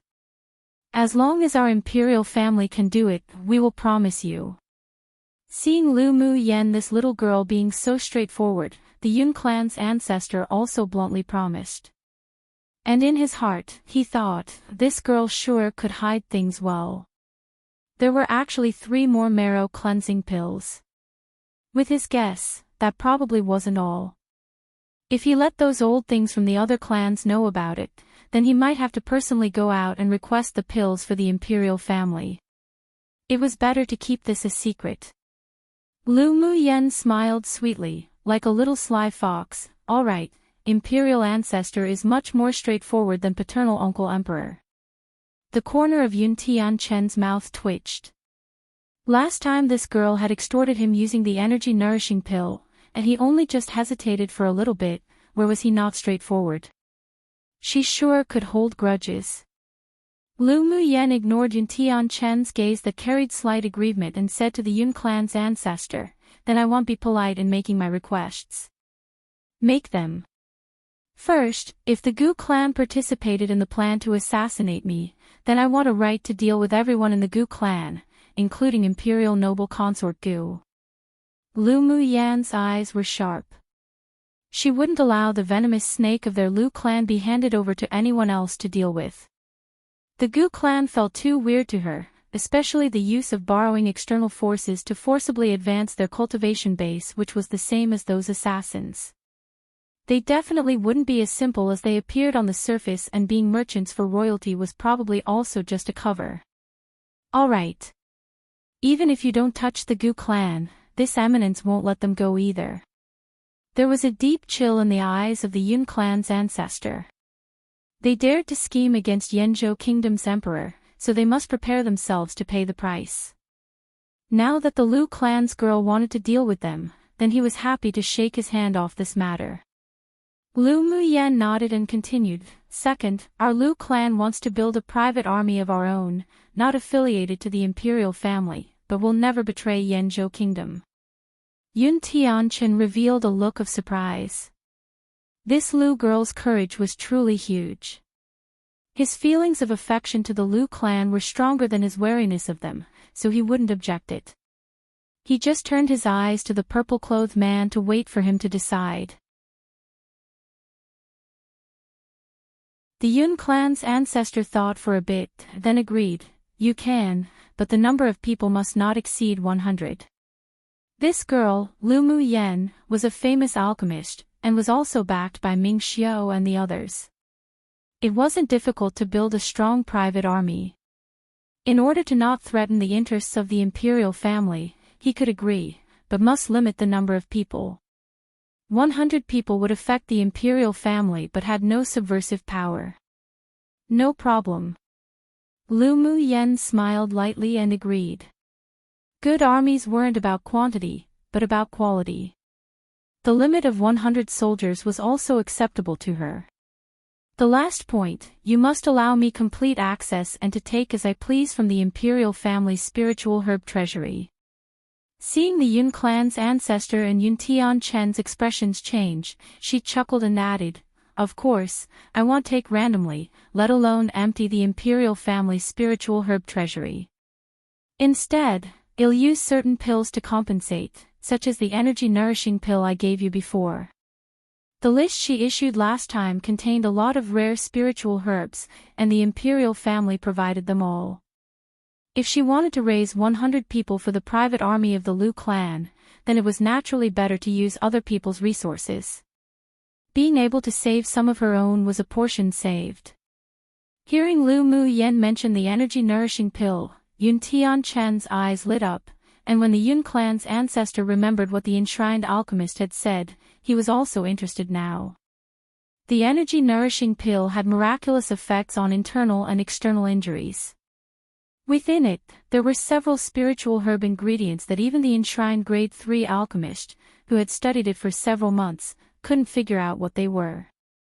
If one wanted to obtain it, they had to find Lu Muyen. Come and read on our website Wuxia World site. Thanks, we can promise you, but if it's just providing energy-nourishing pills and if the amount is too small, it wouldn't be effective on the battlefield. So we need you to reproduce a copy for the Imperial family. The Yun clan's ancestor knew this request could be a little too much. After all, pill formulas were as precious as the life of an alchemist. But if Yanzhou Kingdom wanted to use it on the battlefield in large quantities, obviously it was impossible to wait for Lu Muyen to slowly refine it. The problem he thought about, Lu Muyen also was thinking about. As if she had that much energy to refine a large quantity of energy-nourishing pills or other pills to provide them. It was just a copy of the pill formula. She was also thinking the same, so she was happy to be more relaxed. "I can." After she spoke, she immediately took out a blank jade slip, put it on her head, and she used her mental energy to replicate a copy of the energy-nourishing pill formula. Then she casually handed it over to the Yun clan's ancestor. "This pill formula can be regarded as my sincerity in this cooperation. Little Lu girl is better than the others in the Lu clan in handling affairs. The Lu clan has a hopeful future." The Yun clan's ancestor reached out his hand and took the jade slip. He took a look with his mental energy and smiled at Lu Zhantian with a rare compliment. Lu Zhantian's tall and sturdy body straightened up with a face of seriousness and pride. The color blue is made out of indigo but is more vivid than indigo one. My family's yener is among the best of the best. Hearing Lu Zhantian's words, the three people, including Lu Muyen, couldn't help holding their foreheads. His skin sure was thick. Lu girl, this eminence can allow you to use the spiritual herbs in the Imperial family's private treasury, but I hope you'll promise me a condition. The Yun clan's ancestor narrowed his eyes slightly and covered the cunning light in his eyes. Lu Muyen took a sip of tea and asked slowly, Imperial ancestor, please say. If your Lu clan wants to build a private army, then they must be raised with pills, right? The Yun clan's ancestor said with a smile. That's natural. I suppose the Imperial ancestor wants the pills in providing for the Lu clan's private army. Lu Muyen guessed the old fox's thoughts accurately. Haha, the Yun clan's ancestor laughed heartily with a hint of appreciation in his eyes. Little girl sure is smart. Sure. It's just a few grade 1 and 2 pills. Just provide me with your spiritual herbs when the time comes, then find me 2 alchemists. I'll teach them how to refine them and just supply them together. Lu Muyen said with a smile, paying it no mind, but there were calculations in the bottom of her eyes. This sure was a big fish that came to her door. Not only did the Imperial family provide the huge cost of spiritual herbs, now she could even use this to ask for 2 free alchemists to make pills for the Imperial family and Lu clan. It saved time and effort and was mutually beneficial. Excellent. Yun Tianchen and the Yun clan's ancestor couldn't help but hold their foreheads. What did she mean by just a few grade 1 and 2 pills? Grade 1 pills were already very rare on the market, and grade 2 pills were even more scarce. Even the auction houses of the Ming Chamber of Commerce Alliance rarely auctioned them. At once, perhaps only 1 or 2. If her indifferent tone was heard by the sword masters outside who waited for the pills to enter the market and be auctioned, then that was definitely going to pull aggro. But hearing Lu Muyen's tone, she didn't just know 1 or 2 types of grade 1 or 2 pills. Their hearts grew fiery with desire now. One must know that raising an alchemist wasn't just supplying them with resources. Without pill formulas, then it was like having ingredients for food but no recipe. Since Lu girl wanted alchemists, then they'd naturally give, and she could even train 1 or 2 for their Imperial family. It was killing 2 birds with 1 stone. Deal. The Yun clan's ancestor immediately made a decision. Lu Muyen's beautiful eyes were as bright as the stars, straightforward. I hope we could cooperate happily. The 2 parties signed a contract at Lu Muyen's request. When they left the Imperial Pavilion Hall, Lu Zhantian quickly stuffed Lu Muyen into the carriage, then ran outside the hall and began to yell and curse, making the hidden spies unable to resist lighting a candle for him. Come true one. So this idiom just means the student surpasses the master.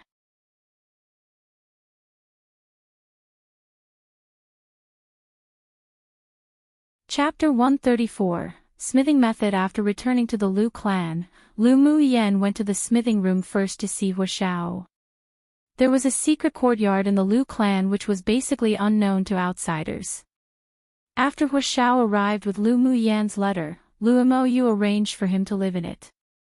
Lu Muyen still concealed her appearance.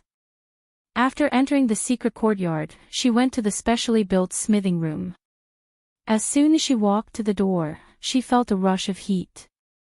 A layer of restrictions was placed at the door of the smithing room by someone. She raised her lips, swept the restriction with her mental energy, and found a loophole in a flower stand by the door.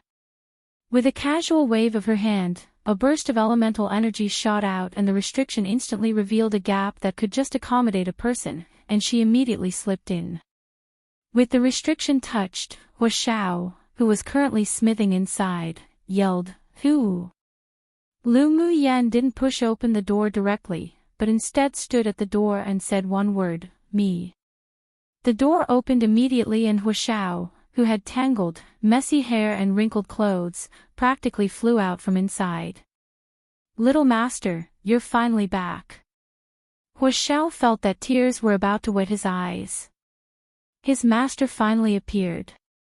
Lu Muyan glanced at Hu Xiao with disgust and went straight into the room, scanned the messy smithing room, and her brows furrowed unconsciously. She found what appeared to be a clean spot, sat down, and said, "Hu Xiao, can you stop being so sloppy? Where was this like a smithing room? It was basically a pigsty." No, it was even worse than a pigsty. Hu Xiao knew that his little master liked cleanliness, and found that the room was indeed messy, so he scratched his head in embarrassment and said, "Little master, I've been focused on studying a magic treasure and forgot to clean. I'll clean it up later." "How it is? Are you used to living here?" Lu Muyan also knew his natural disposition and no longer remained tangled up with the issue of hygiene. Either way, only Hu Xiao, himself, lived here. Hu Xiao nodded, "I'm used to it, but I just miss little master." The corner of Lu Muyan's lips twitched slightly. What did she have that was worth for him to miss? "Enough, I'm here to ask you about your future plans." "Naturally I want to follow little master." Hu Xiao winked at Lu Muyan and made a look as if he had suffered bitterly and nursed deep hatred, saying pitifully, "Little master, you won't not want me anymore, right? Since I accepted you as a disciple, I naturally not want you." Lu Muyan pushed Hu Xiao, who had neared her, away. "Just how long hadn't this person taken a bath? In fact, I need to trouble you for something. You're my master, please tell me if you have anything to order." Saying you need to trouble me makes it feel as if I'm an outsider. Hu Xiao said with a smile. Lu Muyan felt that she indeed didn't choose incorrectly when she accepted this disciple. She took out a jade slip from her interspatial ring and threw it to Hu Xiao. "This is a method for smithing which is perfectly suitable for you to use right now. You can come to me and ask if you have any questions." Hu Xiao's eyes beneath his messy hair were astonishingly bright. He carefully took the jade slip and probed it with his mental energy to study. As he read and read, he unconsciously became engrossed by it. Half a day later, when he snapped out from reading the smithing method in the jade slip, he discovered that his little master was already no longer in the room. After hurriedly running out of the room and looking around, he found Lu Muyan drinking tea in the shade under some vines in the courtyard, enjoying the cool. Little master. For Hu Xiao, if at first it was because he was attracted by Lu Muyan's rich knowledge of smithing, then now, after reading the smithing method in the jade slip, he was completely loyal. This kind of smithing technique could cause a sensation in Tianling continent if it were revealed. Not to mention grade 3 or 4 smiths, probably even grade 5 smiths or even higher-level smiths would desire it. "Is there anything you don't understand after reading the jade slip? I'll stay in the Imperial capital for 3 days. In the 3 days, you can come to me to resolve any confusions." The smithing method that Lu Muyan gave Hu Xiao was something that she had thoroughly studied countless times in her past life, so it was easy to answer any questions. Come and read on our website Wuxia World site. Thanks, Hu Xiao said with excitement in his eyes. "I do." There's a part in this smithing method that said, Hu Xiao told her all the parts he didn't understand before, and after Lu Muyan heard it, she gave out incisive answers with 2 or 3 sentences, which made him suddenly become enlightened. He didn't dare to underestimate this little master even more. There was even a feeling of worship for her that rose within him. One questioned and one answered like this for most of the day. Within the 3 days, Hu Xiao was constantly studying this smithing method, and whenever he encountered any incomprehensible parts, he would go to the courtyard and ask Lu Muyan. Lu Muyan also didn't conceal anything and clarified for him one by one. On the 3rd night, Lu Muyan discussed with him again before leaving. "Hu Xiao, I have to leave the Imperial capital for some time for some things. You can just stay in this courtyard researching the smithing method and stabilize your understandings as a grade 3 smith first." "All right." I'll listen to everything little master says. Huashao was currently completely convinced by Lu Muyen, and there was only one thought in his heart. He'd follow her all his life with thickened skin and be hard to shake off.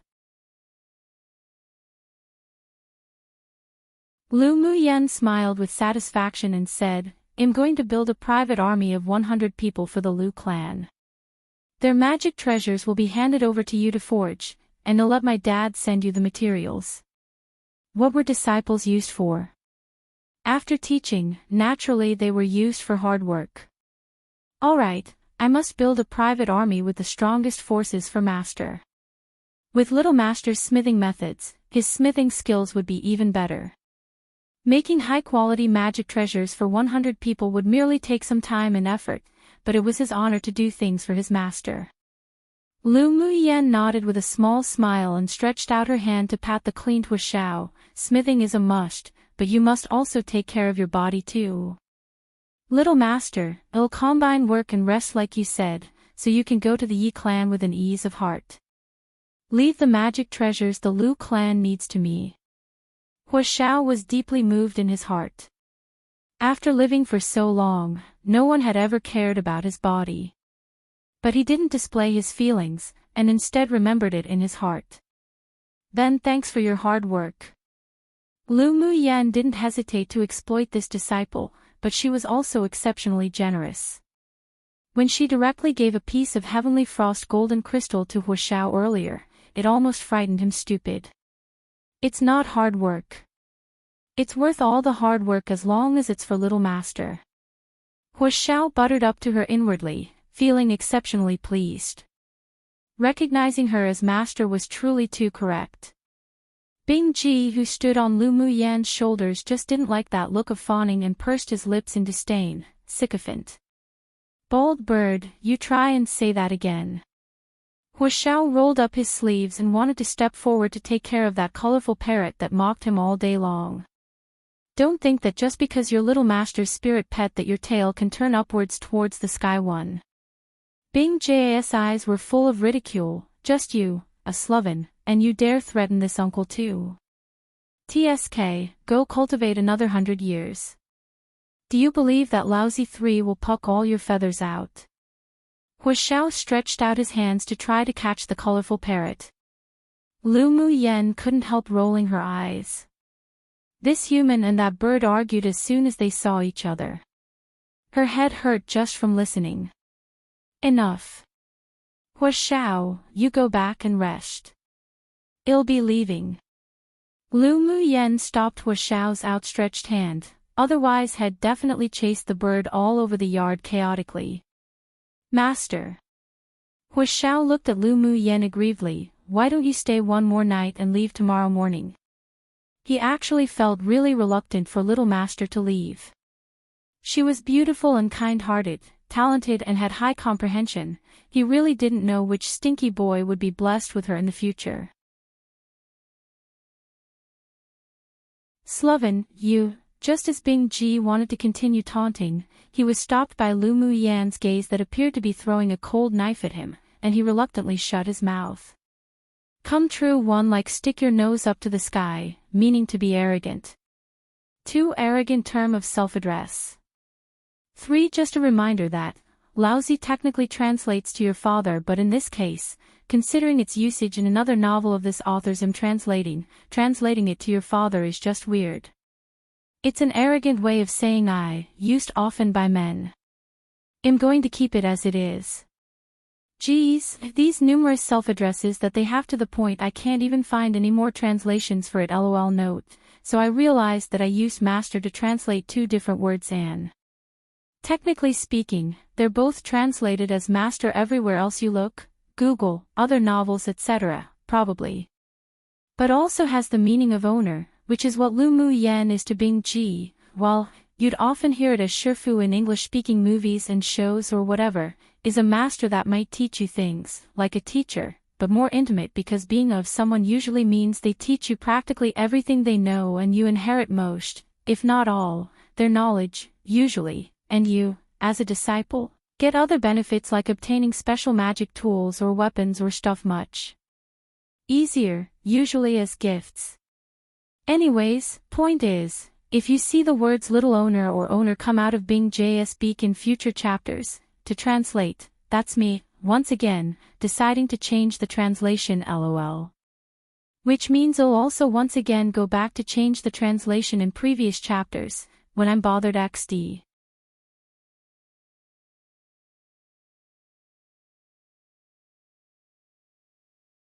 Chapter 135. Arrive at the Yi clan. Lu Mu Yen rode her horse straight to meet Yunlan outside the imperial capital.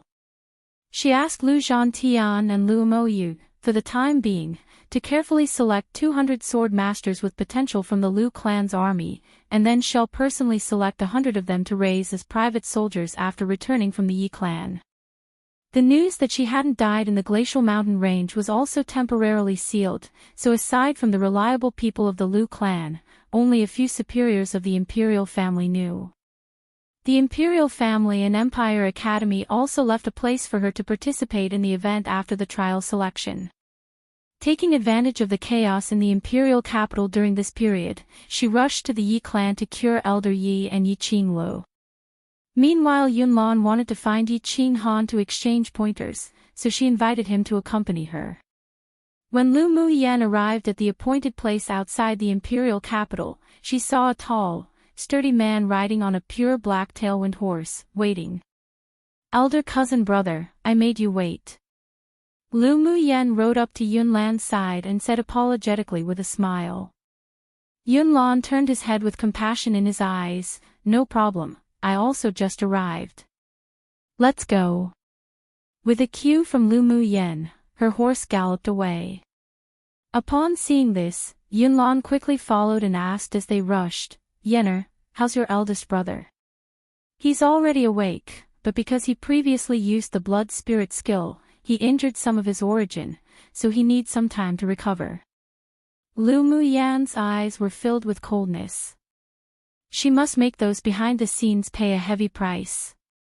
Originally, Lu Mu Bai wanted to follow them in their plan to go to the Yi clan, but because he was injured and received backlash from when he was in the glacial mountain range, he needed to recuperate, so he had to give up.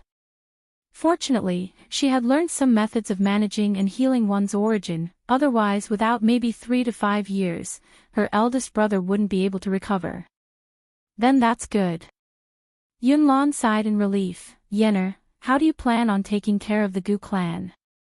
The methods used by those in black to forcibly increase their strength was exactly the same as that displayed by Gu Yenran. It was absolutely impossible to say that there weren't any connections between the two. "I'll wait until they reveal their own cloven hoof one. I always have a feeling that the Gu clan's very weird. What they want to achieve isn't trivial."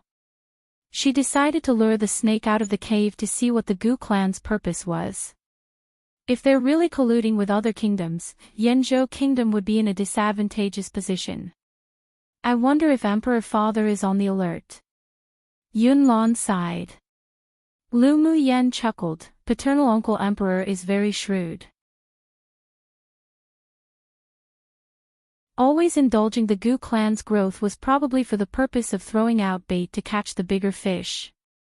In the future, he can use the wealth and resources that the Gu clan accumulated over the years for himself too. It was just a pity that everything was almost ruined by the bait.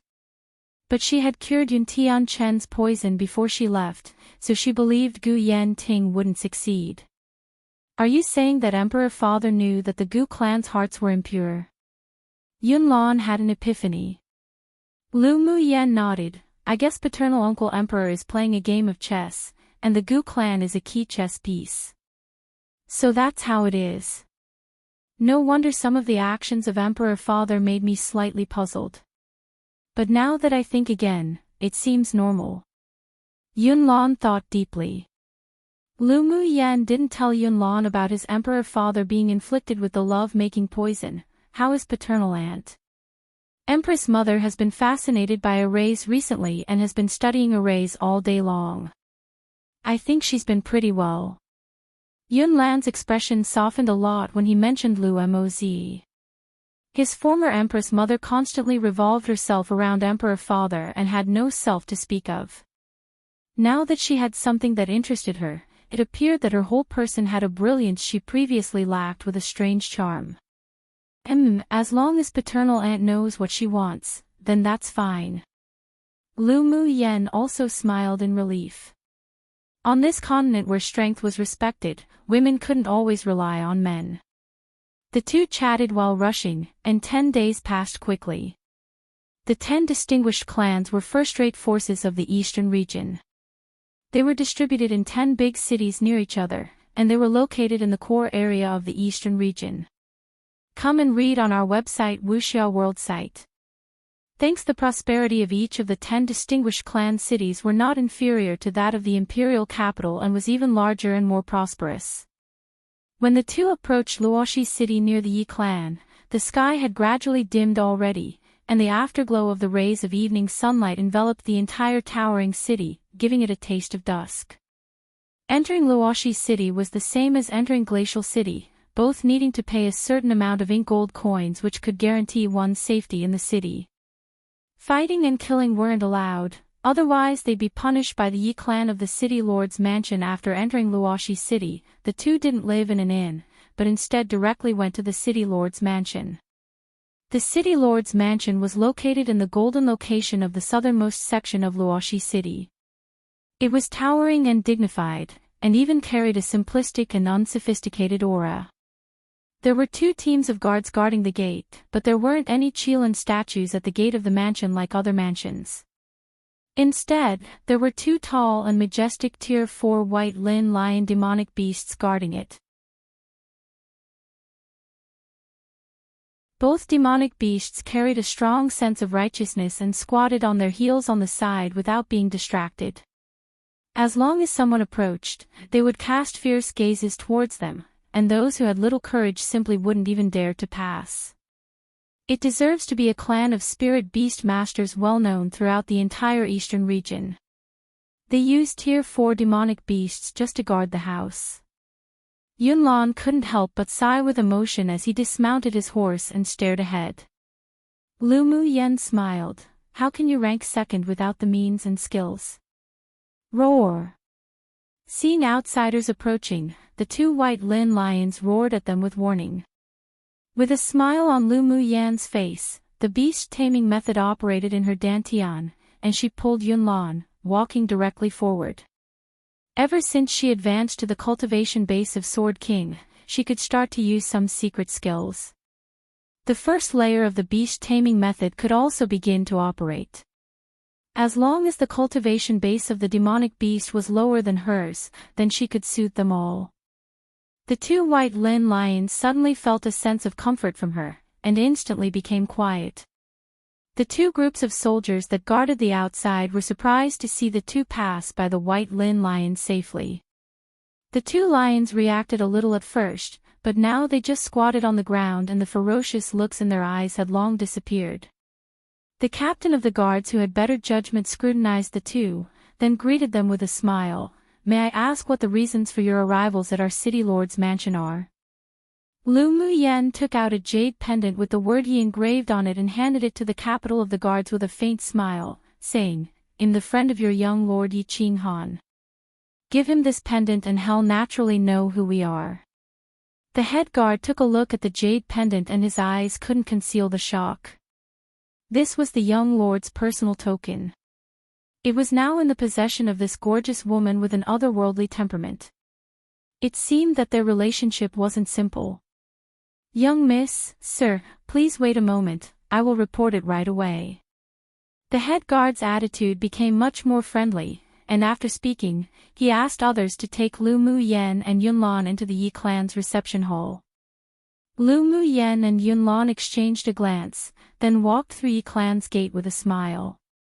The Yi clan city lord's mansion had white marbled steps and carved railings, fine terraces and exquisite rooms, crimson roofs and glazed tiles, high buildings and towers, waterside pavilions and caved fences, all covered with one glance. The most important thing was that every other scenery would be separated by an array. If someone accidentally broke in and didn't understand arrays, then they'd be trapped and be unable to find the exit. After the guard brought the two to the reception hall, they told someone to serve 2 cups of tea, then stood aside like an old monk sitting in meditation, unmoving. Lu Mu Yen picked up the blue and white porcelain teacup with inked bamboo and took a sip. Suddenly, there was a rush of footsteps from outside the door. Mu Yen. There were strange emotions hidden in Yi Qing Han's voice, and a tone of pleasant surprise spouted out from his lips and echoed in the hall. Come true one saying meanings shall wait until they reveal their own true nature.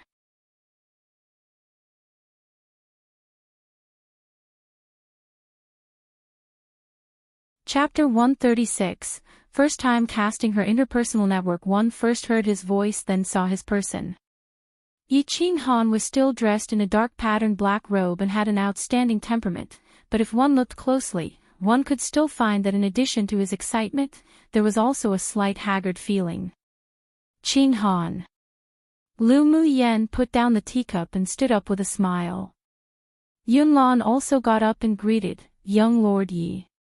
When Yi Qing Han saw that aside from Lu Mu Yen, Yunlan also came, he was surprised in his heart but didn't reveal it on his face. There was still a slight smile on his face. Mu Yen, third prince, take a seat. Yi Qing Han sat down opposite the two of them, and there was less of a feeling of distance compared to when he faced others. Mu Yen, third prince, you two didn't even send a message before you came. I could have prepared. He didn't want to believe that Lu Mu Yen was dead when he was in the glacial mountain range. He originally wanted to wait for her to come out of the lava pool, yet who knew that he and his younger sister were forcefully knocked unconscious by his little paternal uncle and taken away.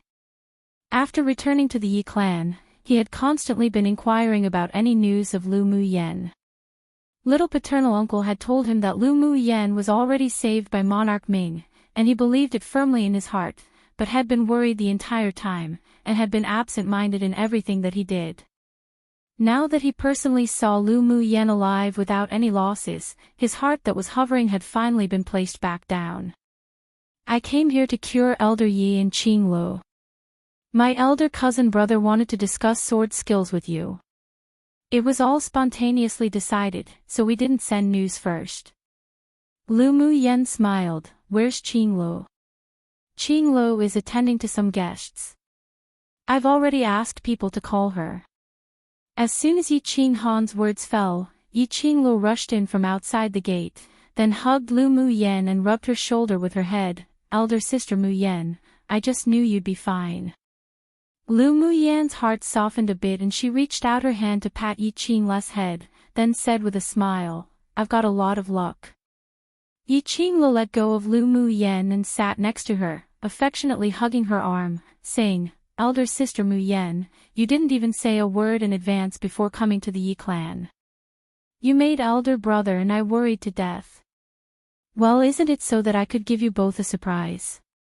Lu Mu Yen scraped her beautiful nose with a bit of pampering in her eyes. I was just wondering why Qing Lu was running so fast, so it turned out that young Miss Lu came. A clear and melodious voice sounded in the hall. As soon as Lu Mu Yen looked up, Shi Feng, Mu Yi and a beautiful woman in blue came in. This is... Lu Mu Yen smiled lightly and looked at the woman who spoke. She had seen this woman before, but they had never spoken to each other.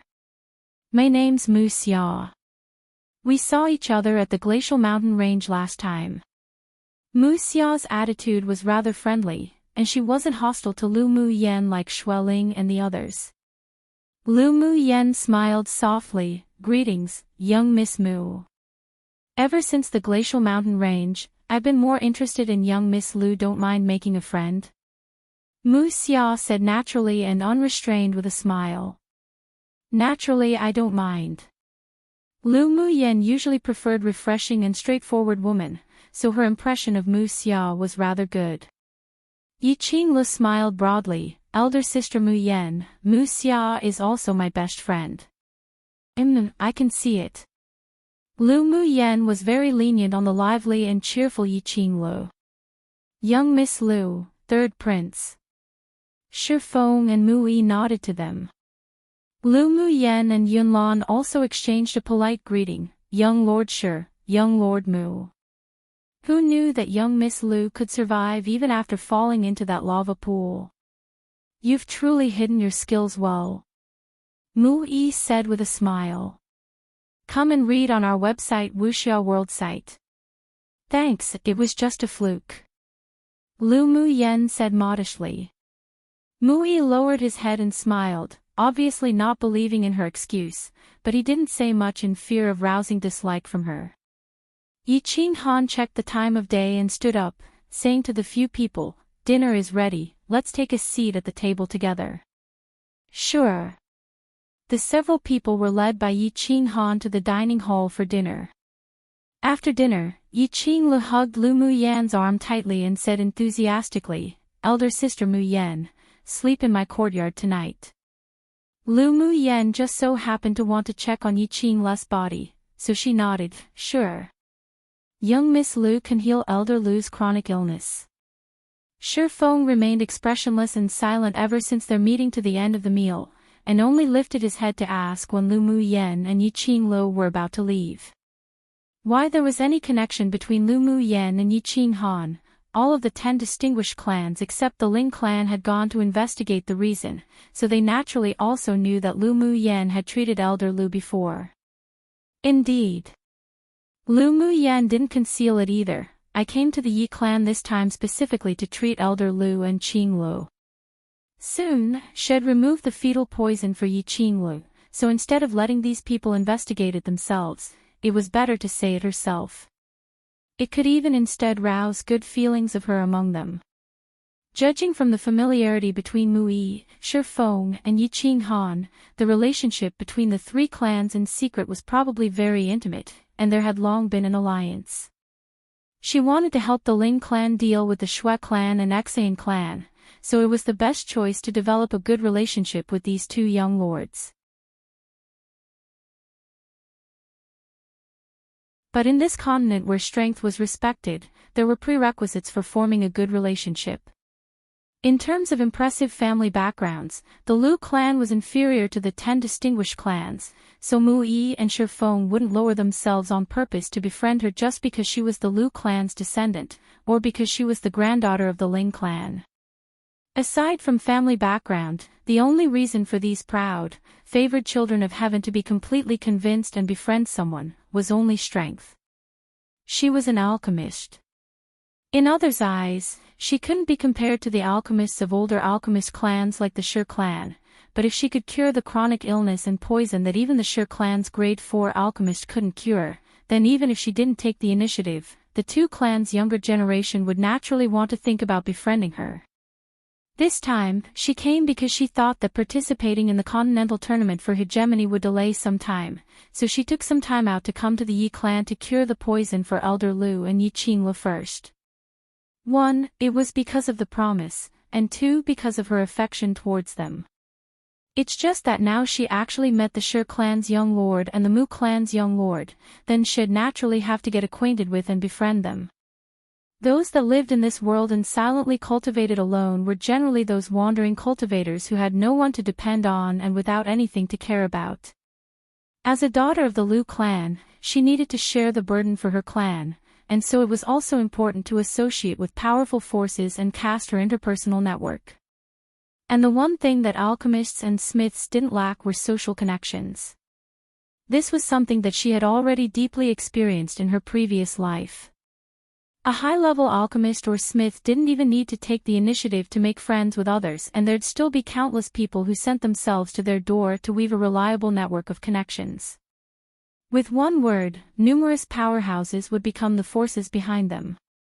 This was also one of the reasons why the Shi, Mu, and Yi clan have been standing in the top 3 of the 10 distinguished clans for forever, and one of the reasons why the other clans simply didn't dare to provoke them. To cure Qing Lu. You can cure her fetal poison.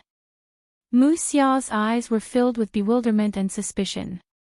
Although Lu Mu Yan displayed strong combat power, but the poison that even the ancestor of the Shi clan couldn't cure after trying, could a teenage sword master cure it? Obviously, it was incredulous. Feng didn't display any excessive expressions on his face as usual, but there was a hint of interest in his eyes. In his heart, he also didn't think that Lu Mu Yen could cure Yi Qing's fetal poison, but he wanted to see just what she possessed to be so confident. Young Miss Lu, if you don't mind, could you let me watch how you cure the poison? Come true.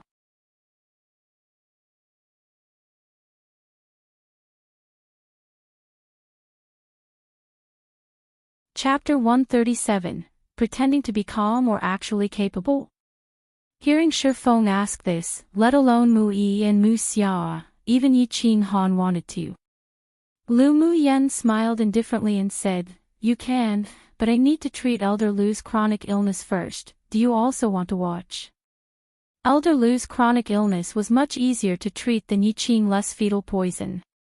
Young Miss Lu is so generous, then I won't be polite. Feng nodded. Many years ago Elder Lu was injured by a sword monarch's sword aura. His meridians were blocked and his cultivation base halted. The Yi clan also used to spend high prices to invite many pharmacists or alchemists to treat him, and even a grade 3 alchemist of their clan came to see him. But in the end, they ended up unable to heal the illness. He had also studied Elder Lu's chronic illness and thought of a method, but it was too dangerous, so he had never proposed it. Now he wanted to see just how Lu Mu Yen cured this type of chronic illness. Mu Yen, you don't mind if 2 more people watch, right? Mu Xia's heart also felt as if it had been scratched by a cat one. Yi Qinglu was her bosom friend. If she couldn't cure the fetal poison, then she wouldn't live past 18 years old. Even if she didn't believe that Lu Mu Yen could cure it, she still felt an inexplicable hope rise in her heart. I don't mind. Lu Mu Yen didn't care how many people watched her treatments. She had a calm and firm disposition, and few people could affect her from applying needles. Mu Yen is indeed straightforward. I'm definitely befriending a person like you. Mu Xia liked women who weren't pretentious, and Lu Mu Yen's straightforwardness suited her taste very well. Lu Mu Yen smiled at her, turned her head, and looked at Yi Qinghan, saying, Qinghan, find a peaceful and quiet place and invite Elder Lu over please. All right. Yi Qinghan ordered the people behind him, then took the several people to a quiet courtyard in the Yi clan. The people chatted idly and waited, while Lu Mu Yen and Mu Xia also felt as if they had been friends for many years and were very agreeable with each other. Especially Mu Xia. She found that no matter what she was talking about, Lu Mu Yen had things to say, and was very insightful. Even Mu Yi and Feng who were sitting by their side couldn't resist but look askance at them. About a quarter of an hour later, Yi Zhan in a simple attire, and an elegant middle-aged man walked in, followed by Elder Lu and a red-haired old man. Yi Qinghan and Yi Qinglu were surprised to see both of them, Dad, little paternal uncle. Uncle Yi, Senior Yi. Mu Yi and the others immediately stood up and greeted the two in front formally. Nephews and nieces are too polite.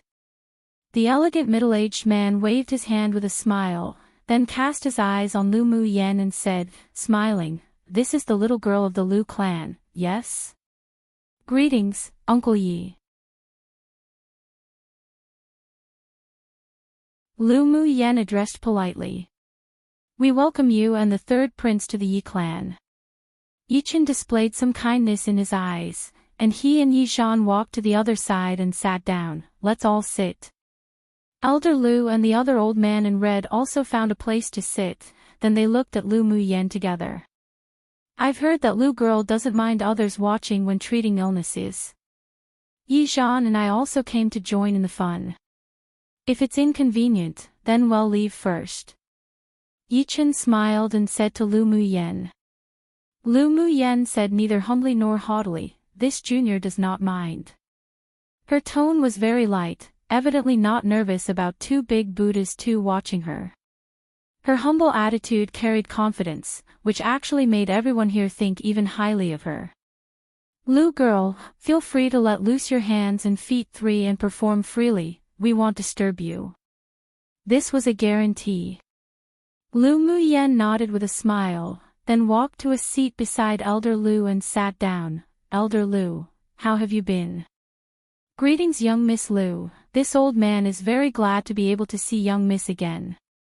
Elder Lu's tone was very affectionate towards Lu Muyen, and his eyes hid faint excitement. Come and read on our website Wuxia World site. Thanks, you'll take your pulse first. Elder Lu stretched out a hand and put it on the table between the two seats, please. Lu Muyen placed 2 fingers on Elder Lu's wrist, and she also probed into his body with a sliver of mental energy to understand the situation. After a while, she retrieved her hand and asked, recently, when the chronic illness breaks out, the pain isn't as severe as before, right? Ever since the last time young Miss treated me with the golden needles, I'm no longer pained to the bones, nor wish to rather die than live, which were things that I used to feel every 3 months when it breaks out. Even if there is a little feeling of pain, it was just like tickling, as if nothing. Elder Lu smiled sincerely. Elder Lu, is it that you can now absorb some spiritual force and run it in your dantian, but it can't remain for a long time? Lu Muyen continued to ask. Elder Lu nodded, indeed, but this old man is already very pleased to be able to absorb spiritual energy again. It is all thanks to young Miss treatment last time. Elder Lu is too polite. Lu Muyen smiled, I already have a cure for your chronic illness, and I can cure it as long as I refine a pill and pair it with the golden needles. If the young Miss can truly cure this old man's chronic illness, then this old man will owe you a life. Elder Lu clasped his hands together tightly. Only he could deeply understand the feeling of having found something again that he had lost.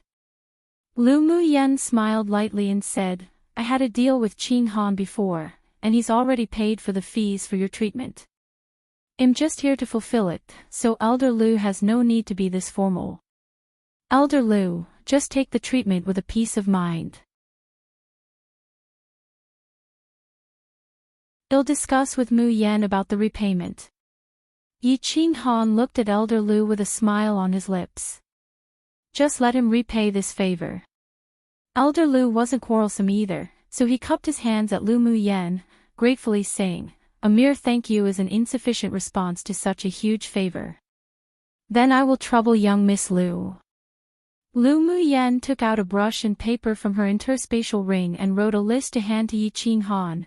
These are the spiritual herbs I need to refine the pill. Please prepare a portion. As soon as Yi Qing Han was about to take it, the red-haired old man next to Elder Lu smiled and said, Little girl, can you let this old man take a look at your spiritual herbs list? Lu Muyen knew the other was also an alchemist, so she smiled and passed the paper into his hands directly. The red-haired old man took the list and read it once, then confusion rose in his eyes. He had never seen a pill formula composed of these spiritual herbs before, and he had a thought in his heart, I have all these spiritual herbs in my interspatial ring. Will little girl refine the pills now? He really wanted to see what this little girl was capable of, and what kind of pills she wanted to refine. Then I trouble Senior to take out the spiritual herbs. I'll refine it now. Lu Muyen also didn't want to delay any more time. All these people remained here undoubtedly because they wanted to see her capabilities, so Shell just confidently and naturally let them see enough. The red-haired old man didn't hesitate either, immediately took out the spiritual herbs that Lu Muyen required from his interspatial ring one by one and placed it in front of her. These spiritual herbs weren't that rare, but they were mostly medicines for dredging and promoting blood circulation. He usually carried some with him, but who knew it could be of use now? Lu Muyen swept the spiritual herbs on the table with her eyes. Seeing that the age of each were relatively high, she took out the cyan cauldron with satisfaction and was ready to start refining pills in front of everyone. Muyen, do you need us to withdraw for you to refine pills? Yi Qing Han knew that many alchemists liked to work independently when refining pills and didn't like to be disturbed by outsiders. Lu Muyen didn't expect Yi Qing Han, a man, to be so attentive, but she didn't have those habits. She had already refined pills in front of the Imperial family before, so whether there were people or whether there were none didn't have much effect on her. No problem, no need to withdraw. Her words also increased the interest in the eyes of the people present. They sure wanted to see if she was just pretending to be calm, or whether she was actually capable. Translated product by May Our Come True. One feeling as if a cat scratched one's heart simply means they were very curious. Like itching with curiosity. 2 Boot is here simply means important people. It can often be used sarcastically, though in this case, it's just merely used to describe 2 significant people. 3 Telling Lu Mu Yen to have no qualms and do what she needs to, basically to relax herself.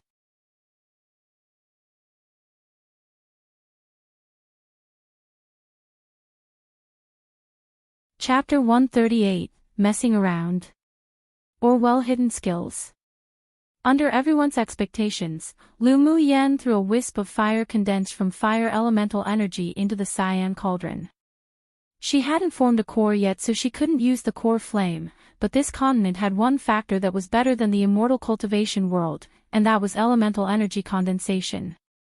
After advancing to Sword King, the elemental energy flames that she condensed to use for refining pills weren't inferior to core flames at all. Of course, if she used the purple gold spirit flame to refine pills, then it'd be the best, but she didn't want to expose her trump card. Shi Feng and the red-haired old man stared at her refining pills and were startled when they saw that she had thrown the spiritual herbs into the cauldron one after another in a row. This little girl truly is messing around. Where do you see such a way of refining pills? The red-haired old man couldn't help furrowing his brows as he communicated telepathically to Shi Feng. After all, there were only the 2 of them here who were alchemists. Shi Feng folded his arms and sat quietly, but his heart couldn't calm down. Is she trying to combine the spiritual herbs together to refine? How could so many spiritual herbs combine to refine? Even your Shi clan's ancestor couldn't do it. I really question if she's just playing with us. The red-haired old man said angrily. Elder Lu and he were close friends. He was excited for a long time after hearing that someone could cure Elder Lu's chronic illness, yet who knew he'd see such a disappointing scene. Alchemists needed to follow the principle of gradual progress when refining pills. After each spiritual herb was successfully refined, then they'd continue to refine the second, then eventually combine all the refined powders to condense the pill. But what was the Lu clan's little girl doing? Throwing all the spiritual herbs into the cauldron indiscriminately, did she think she was cooking? Even when cooking, there was an order to the ingredients, right? Seeing Lu Mu Yan's actions, Yi Qin and Yi Zhan couldn't help but feel a sense of disappointment in their hearts as well.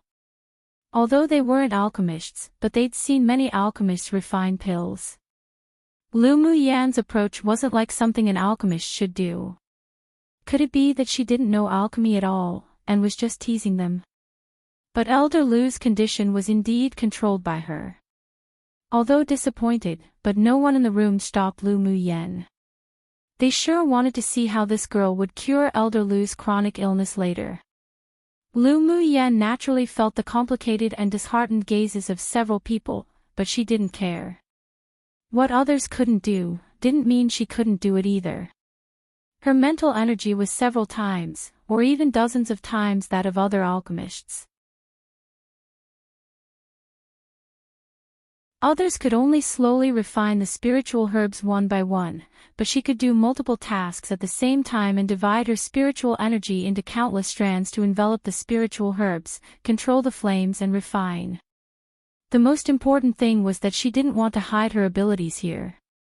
She needed the approval of these 3 distinguished clans in order to act more easily in the future. With a thought, Lu Mu Yan divided the flames in the cauldron into more than a dozen wisps, individually roasting each spiritual herb wrapped in mental energy. In just a moment, several small piles of different colored powders appeared in the cauldron, and they were all separated by mental energy. The cauldron actually didn't explode. The red-haired old man let out a soft gasp of surprise. He was originally counting down the time, waiting for Lu Mu Yan's cauldron to explode due to the random refining, but after waiting for so long, no abnormalities occurred. The most important thing was that he actually smelled the scent of successfully refined medicinal powder from the cauldron. Shi Feng's expression didn't change, but he was very surprised and confused in his heart. How did she refine so many spiritual herbs at the same time? Yi Chen tapped his finger gently on his thigh. Seeing Lu Mu Yan calmly continuing to throw spiritual herbs into the cauldron, he spoke telepathically to Yi Zhan. Say, do you think she can really refine so many spiritual herbs at once? If it were under normal circumstances, she'd have failed the refining long ago. But I don't smell any burnt scent. Maybe. Although she's young, but she hides her skills well. Yi Zhan had always felt that Lu Mu Yan gave him an indescribable feeling ever since they first met. She seemed to be faintly dangerous, yet it didn't make sense. However, he didn't regard her as an opponent to be removed. That slight sense of danger was just an instinct, but there wasn't any feeling of terror, which indicated that Lu Mu Yan wouldn't be a threat to him. Lu Mu Yan had a variety of methods, but as long as she didn't disadvantage the Yi clan, then they could become friends. Come and read on our website Wuxia World site. Thanks. The several people no longer spoke and watched Lu Mu Yan refine pills nervously. Seeing that she was still tossing spiritual herbs into the cauldron one after the other, they couldn't resist twitching their lips. This sort of method of refining pills was probably Lu Mu Yan's original creation. After about an hour, Lu Mu Yan had refined all the spiritual herbs in the cauldron. With a thought, the dozens of wisps of flames merged and formed a cluster of large flames. The medicinal powders of different colors were wrapped by mental energy and merged together.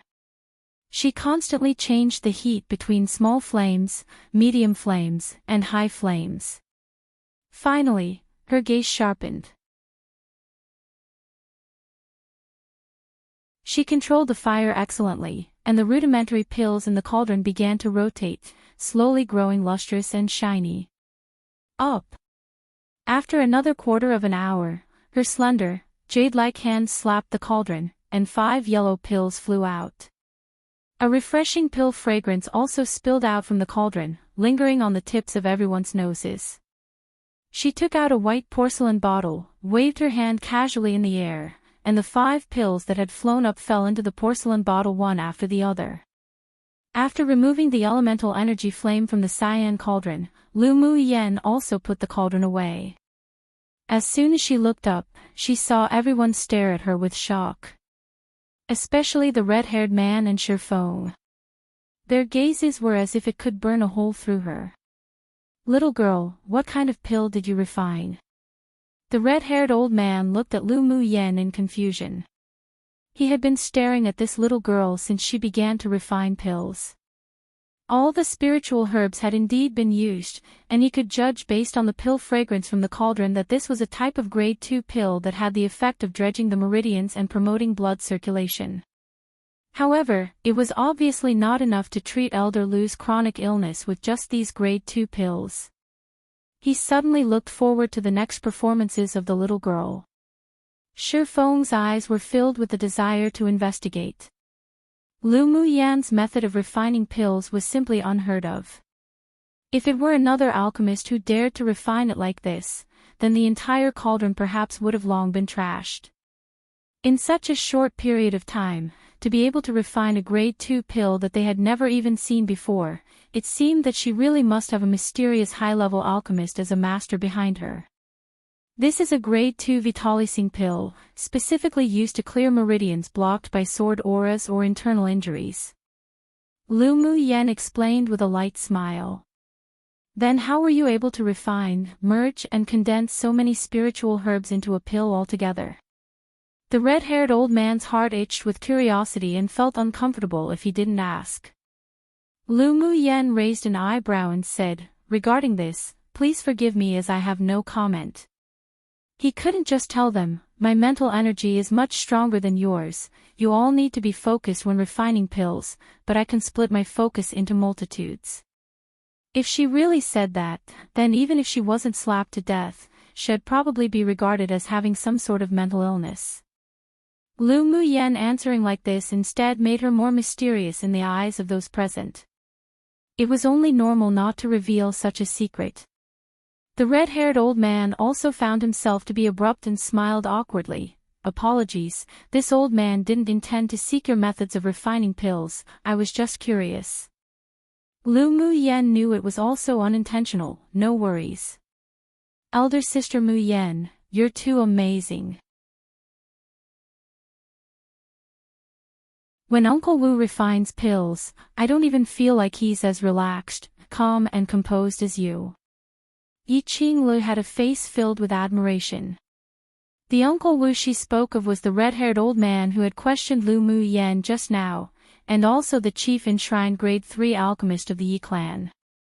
Come true. You're tuning into the LoveLore Library YouTube channel. We're so grateful for your support, and don't forget to subscribe to join us on this incredible journey through captivating stories.